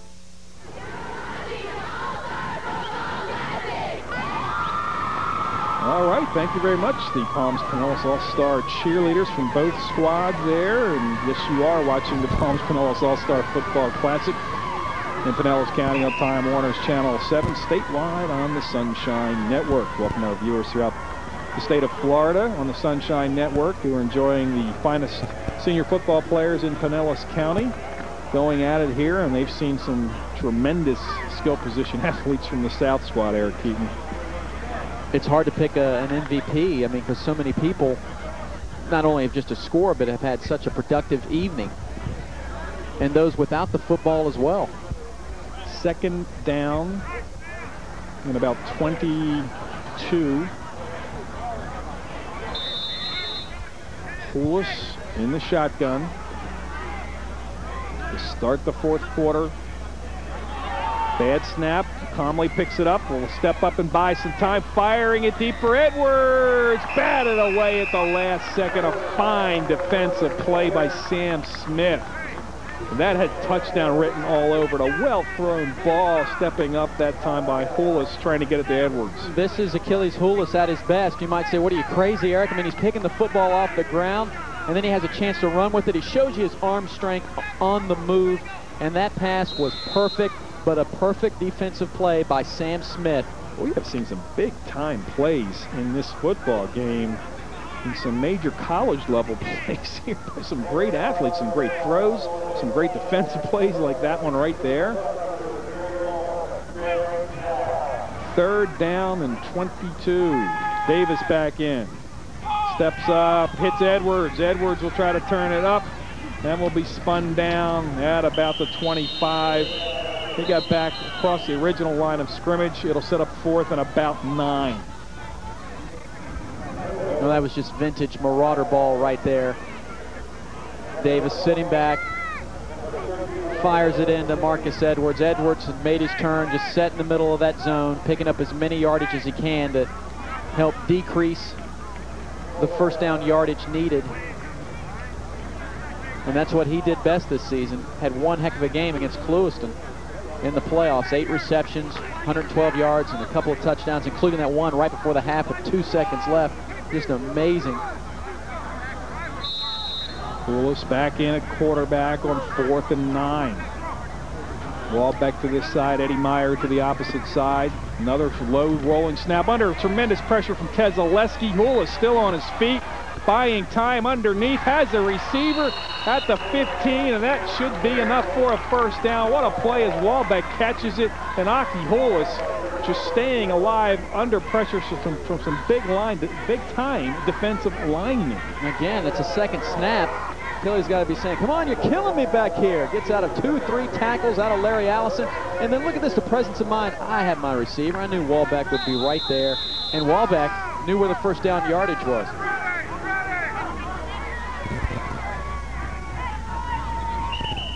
Davis and a dead ball infraction.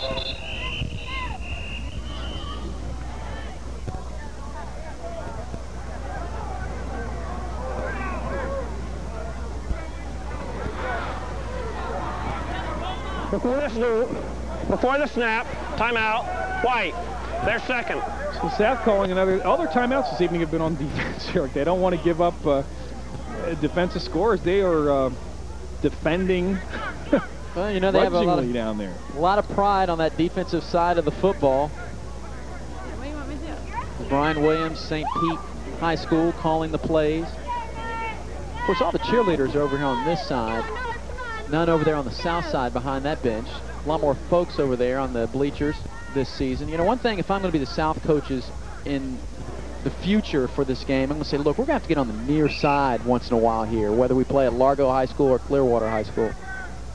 Akihulis, the quarterback.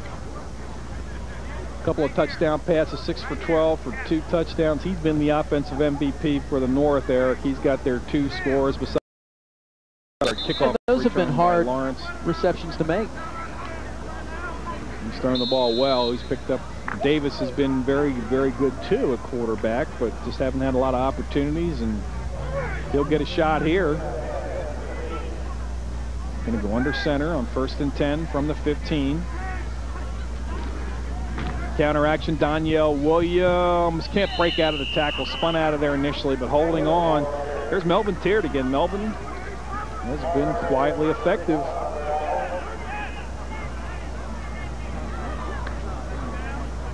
Pressure that time up the middle by Mawasi Falana, almost got in there, but as you said, Melvin Teard, he's been holding that linebacker position. Steady as a rock right there, reading the plays, not giving up too many big gains on the ground.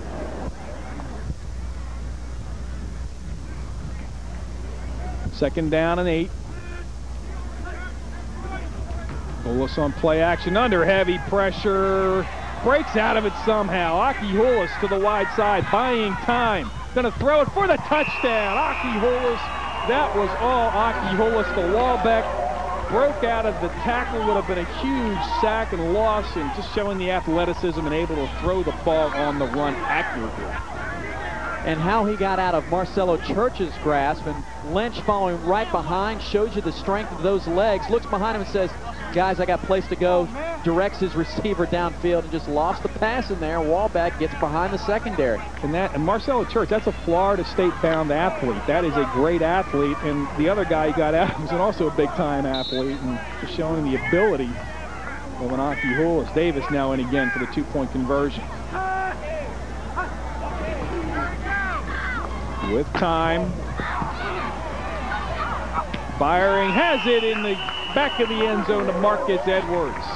So twice now, Hulis has thrown the touchdown pass. Davis has come in and converted on the 2-point conversion. Kind of like a starting pitcher and a relief pitcher. 49-30 your score now. The North back to within 19.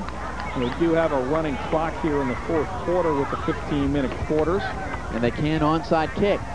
They can onside kick now, but with the clock running, you think they want to get out there in a hurry.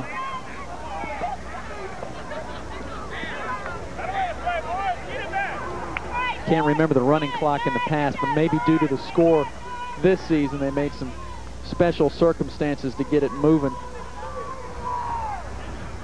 Seen both quarterbacks tonight for the North showing their ability to throw on the run, evade the pressure. They've taken their hits, deliver the football downfield. Granted, they'll probably tell you at the end of the game they have not had the type of contest they envisioned, but Achilles Hulis has thrown the touchdown passes, and Davis has come in, as you said, Brian, and thrown the 2-point conversions. And you've really seen the receivers, how quickly they've worked well together throughout the week of practice. Carl Wallback comes up, he's caught a touchdown pass. Interesting story about Carl Wallback. His jersey, the t-shirt he's wearing on the inside is a Largo Packer t-shirt. Remember, Carl Wallback played for the Largo Packers a couple of seasons ago before he transferred to CCC, so he actually is playing quite possibly his final football game unless they go to the Red Oak Farms. The onside kick picked up by the South, and they have it back in North territory near the North 40. Looked like that was going to go the other way for a moment. It did. 56. Anthony Haynes has had a nice contest from Lakewood, 6'2", 240, showing his athleticism.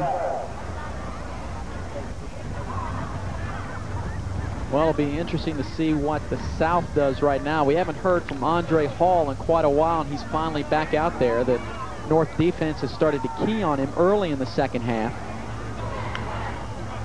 But he's back out there now, along with Gorman, in that lethal backfield combination. Andre Hall, your tailback. Harris, the quarterback. 1st and 10 from the North, 41 for the South. Gorman in at the fullback position. Hall on the short side toss. Hall into the secondary. Hall with a first down inside the 24. North-South running with speed, power, and elusiveness. That's quite a combination. There's the quarterbacks from the North. They've done their best. And the top two passers in Pinellas County, and here they are showing what they can do tonight. Between them, they have 45 touchdown passes coming in, as you see right there. You see Chris Thomas's numbers down on the bottom of the screen. 4 touchdowns. He'd had about 700 yards rushing as well to throw in there. Of course, the top rushing and throwing quarterback combined would be Chris Davis of St. Pete Catholic, and I'm sure we'll see him here next season. Straight up the middle, Gorman runs into Eduardo Sanchez, and he gets a lot of help. After a gain of 3.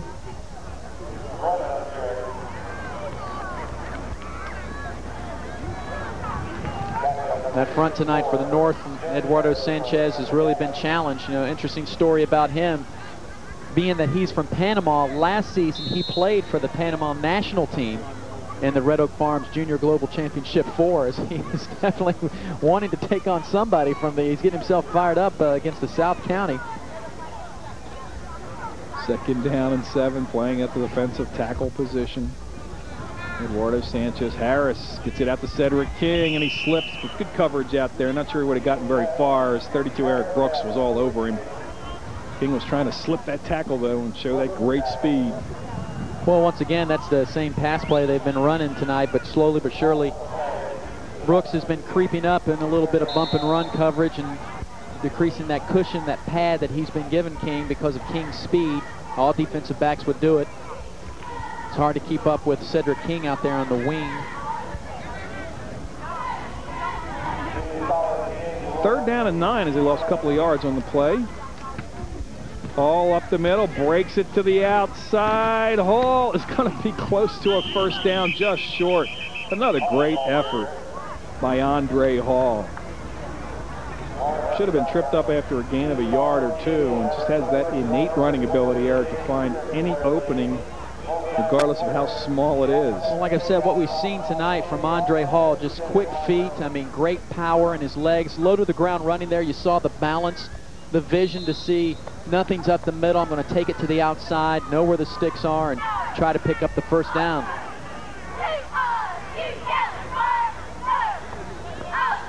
4th down and 1 for the South, leading at 49-30.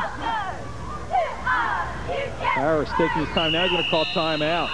They've been trying to draw them off sides, but the way they've been running the ball, Eric, I think they just snap it and toss the ball to Andre Hall and say, go to it, big guy. Yeah, but I think they wanted to try a field goal here. They're like, look, if we can draw them off sides, you know, that's one up for us, but why not go ahead and try a field goal? Let your kicker get out there and show what he can do. He's been doing a lot of kickoffs. With Sam Roper. Thanks, Brian. Eric. I'm down here with Coach Roper, coach of Seminole Warhawks. Coach, you ran this whole thing. Can you talk a little bit about the Sunday night dinner and how that went for the guys? It was really great. The players really enjoy when they come there and we have a guest speaker, the awarding of the rings, and then we have special recognition for kids with the grade point averages, and we recognize all our sponsors. You know, like yourself, Time Warner, who does a great job, and we really appreciate the support. And, you know, and this is our 7th annual game, and what's really been great is all the sponsors that's been with us since the inaugural game, and it's great turnout tonight. The banquet was fantastic, and we had over 400 people there that attended the banquet, and hopefully we can improve on that next year. Quickly, coach's perspective, how's this game going? It's a little one-sided. I had the opportunity to watch them practice, you know, during the week, and I thought that probably talent-wise, there's more talent on the field than we've ever had in this game, and I thought it was pretty evenly distributed, but it looked like the South took it to the North tonight. Thank you very much, Coach. Go enjoy the rest of the game, and we're going to send it back upstairs. Well, the South did take it to the North. Andre Hall on 4th down and 1. As I said, Eric, with this guy, toss the ball back, 4th and 1, no problem. 14 yards up the middle for the touchdown. Yeah, they brought Hansen out there and just decided they weren't going to kick it and let Andre Hall do his work. Henson blocked this time as Rick Henson blocked by no snap. Vinny Capona and Marvin Elliott both coming in. Andre's numbers, 4 touchdowns, 17 carries, 169 yards. We'll announce it right now. He's going to be the most valuable player of this game. We've got some other players to pick, but he is the man tonight, Eric Keaton, and he is the man of a number of great athletes out here this evening. You know, it's kind of interesting that Andre Hall's in this game only because for the past couple years we have not had the leading rushers play in the Palms of Pinellas. Now, Eric Jelks last season for St. Pete Catholic, he was 1 or 2 in the county. In the season before that, you had James Miller out of Clearwater due to various reasons that they didn't get in any controversies. But thank goodness this year, no controversy with Andre Hall running the football, and he's shown what he can do tonight against Pinellas County's best.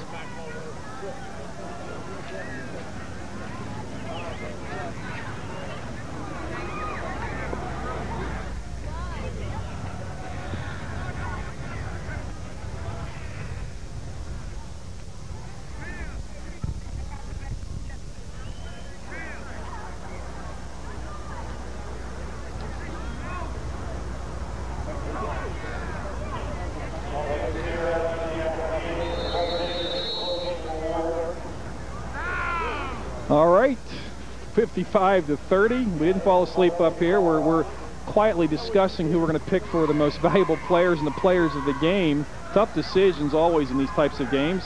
Here's a player who's had a good contest here on the receiving end of the football. Oh, 32, Eric Brooks, and hello there, Mr. Brooks. That's not fair. Big time hit. Is that Lynch again? Oh my gosh. Mike Lynch. Who's doing his John Lynch impersonation here?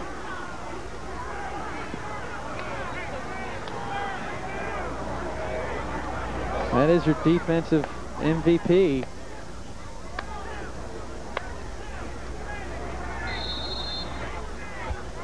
One heck of a hit. Davis in the shotgun. Dead ball infraction, 55-30, 2:33 remaining in this, the 7th annual Palms Pinellas All-Star Football Classic. Coach Davis over there working with Larry Woods and Mike Lynch. They might keep Mike out a little bit longer. And that would be a good news for the North squad. I don't want to see number 50 come on the field anymore.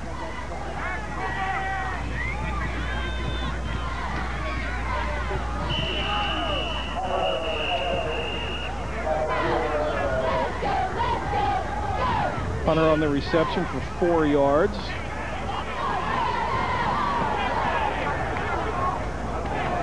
So after the penalty, it'll be 2nd down and about 1.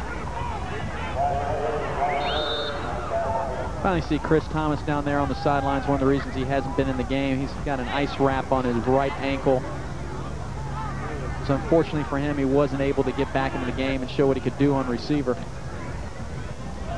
Bolus again showing the wizardry, escaping, throwing on the run. Fires it to Marcus Edwards, who gets 1 foot in bounds. May have been a generous call there. I think the right foot landed first and was out of bounds, but the officials letting them play. Good job of officiating. Where's the red beanbag to throw out on this one? But hey, you can't deny the effort here of Achilles Hulis again, throwing this time the opposite way, watching the feet. They were kind of out of the screen, but hey, we'll give it to Marcus Edwards, especially if you're playing fantasy football.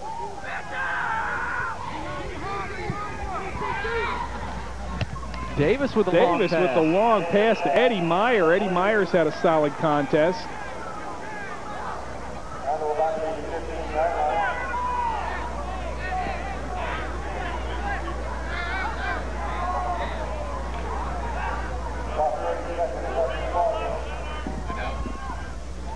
.30 seconds left. 55-30. Aki Hulis trying to get one more score on the board, and dead ball infraction.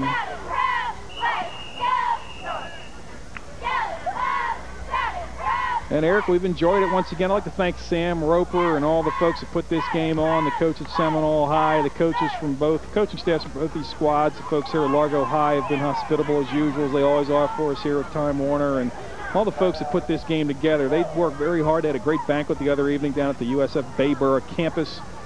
Paul Hicks from the old Palms Pinellas Hospitals has really helped get this game going. He's always been very helpful to us, and a lot of folks to thank on the far sideline. You see your most valuable player, Andre Hall. Andre Hall with some big numbers in this contest. We'll be able to announce all of our winners. Andre Hall, the game's MVP, the offensive MVP, the only representative from the north, which is Achilles Houlis, and the defensive MVP, well, you know it has to be 5-0 Mike Lynch. And we also have offensive and defensive lineman awards this season, which is brand new, and that would be Dustin Keselowski and Adam Butcher. Those are the Outback Steakhouse offensive defensive lineman. Edwards on the rebound. A marker comes in. I think it'll be, well, let's see. I don't know what's going to be defensive or offensive pass interference, but a great effort there as Jay Davis and Edwards. They're going to call timeout. Add 6 more to the tally unless this one's coming back. I'd like to see the interference here on either party all the way to Marcus Edwards. A little bit of contact there before the play, but that'll be on the defense, and it'll still be a touchdown. So a nice hook up there from Davis to Marcus Edwards. Middlebrooks just going for the ball. Marcus Edwards showing you his composure in the air, working the tip drill. 6 seconds left. This will be the last play, the 2-point conversion. Aki Houlis over the middle of the driver for the 2-point conversion. Takes a late rude hit there from one of the South players. The driver gets up and says, that's all right. 55-38 will be your final score. And Eric, it was an exciting game. Just too much offense for the South. Somebody's probably asking, how could we have a defensive MVP with a score like this? But you can, and he is Mike Lynch from Gibbs High School.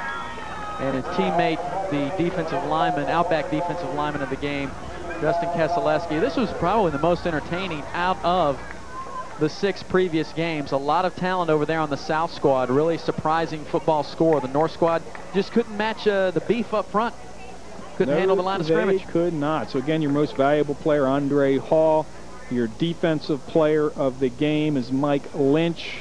Your offensive player of the game, Aki Houlis, the fine quarterback with 3 touchdown passes and a 2-point conversion.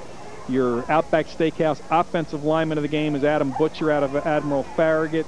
And your Outback Steakhouse defensive lineman of the game is Dustin Keselowski, the defensive lineman out of Gibbs. So the Gibbs teammates, Lynch and Keselowski, making their presence known in this one. 55-38, your final score. We'll take a timeout and be back to wrap it up. You're watching the 7th Annual Palms Pinellas All-Star Football Classic.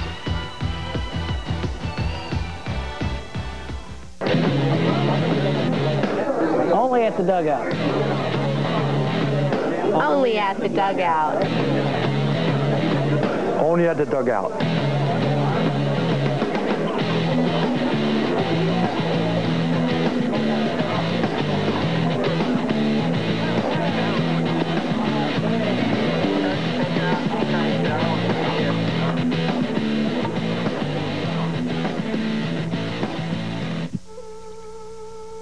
I can listen. I can cook. I can coach. Kids with something to do are less likely to do drugs. I can drive. I can paint. I can dance. A little of your time can make a lifetime of difference. I can read. I can help. You can help. Call toll-free 1-877-KIDS-313 to find out about community drug prevention programs. I can keep a kid off drugs. Welcome back to Largo High School, where the final is 55 for the South, 38 for the North. And with me here is the quarterback of the North and the MVP for the North. Achilles, you were out there, you're doing everything you had, but it just wasn't enough. I went out the first half, you know, I didn't get a chance to throw the ball that much, so I was just sticking around, waiting for my chance to throw the ball, and I went out second half. The whole team went out and gave it the best effort, but we came up short. It was a good squad. That team from the South was a good athletic squad. They were very athletic, and you did a lot there. You were getting tackled pretty much every time you got that football. Yeah, I knew they were going to come after me with that big defensive line they got. So I knew if I break one tackle, I'll have a chance, and it'll be a broken play, but the receivers will break off, and so hopefully something will happen. All right, thank you very much, Achilles. Great game. And one of the men chasing him was here, Dustin Keselowski. How you doing? How you doing? Great game. Yeah. And just talk to Achilles. You guys were chasing him all day long up there. We was going out there making plays and just going out there doing our thing, just like we're supposed to do. Dusty was the defensive lineman player of the game, and you guys got pressure up front there? Yeah, we went up against, they had a big offensive line, but just when they were bigger, we were stronger, we were faster, and we just did it in. All right, thank you very much, Dusty. I'm going to bring in your teammate all year and good buddy, Mike Lynch. Talked to you earlier in the game, and defensive player of the game. Came up on the positive side of this game. Talk a little bit about that pressure you guys were putting on them. We just came out hard. You know, it was the defense that we were running really isn't geared up to stop an offense, you know, but we got the athletes and we came out, played hard, and it was just good to come out on the winning end. All right, I have a question from in the truck. What were you doing on the kickoff there? Just looking for somebody to get on. Just looking at whoever had the ball. Yeah! Not a bad hit, huh? Yeah, it was all right, you know. That's my boy, though, from Largo. That's a nice kid, Eric. Thank God you liked him. If you didn't like him, I don't know what you would have done to him. Are you going to bring in the offensive lineman of the game, Adam Butcher? Adam, you came in here, and really, you guys won this game on the ground. Yeah, this has been an awesome line, one of the best ones I've gone against. The coaches have been great at Farragut here. I owe it all to the coaches and also running backs. DeAndre Hall, he was one of the best running backs, so he really helped us out a lot. You guys really didn't have much to your game. It was just go ahead, pitch that ball back there and smack them. Yeah, we were trying. That was one of our powers with these running backs and our speed. So we were trying to do our best that we could. So we were opening the holes and having them run. Well, thank you very much, Adam. And Adam was opening the holes for this man, Andre Hall, MVP of the game. I think it was a no-doubter with you out there, running up there and just talk about following this big offensive line. Yeah, it's fun following them. You know, they just gonna block for you. You gotta hit the holes, and you're gonna have a big game. This is something you've been doing all year long. Just talk about the vision here and your cutback. I practiced all year, you know, and lead rushing with my great offensive line. Cutbacks just came natural. We just had to do it. How special was it to be out here tonight and seeing your first time on television this year, going out there and showing us what you got? Oh yeah, I feel real good about it. I finally got on TV because they didn't get me on all year. Showtime. All right, I appreciate it, Andre. And that is going to do it for us tonight. The South comes out on top, 55-38, behind the legs of Andre Hall. I'd like to thank my broadcast partners, I'm Brian Syracuse, Eric Keaton, and Brian Unks. Thank you.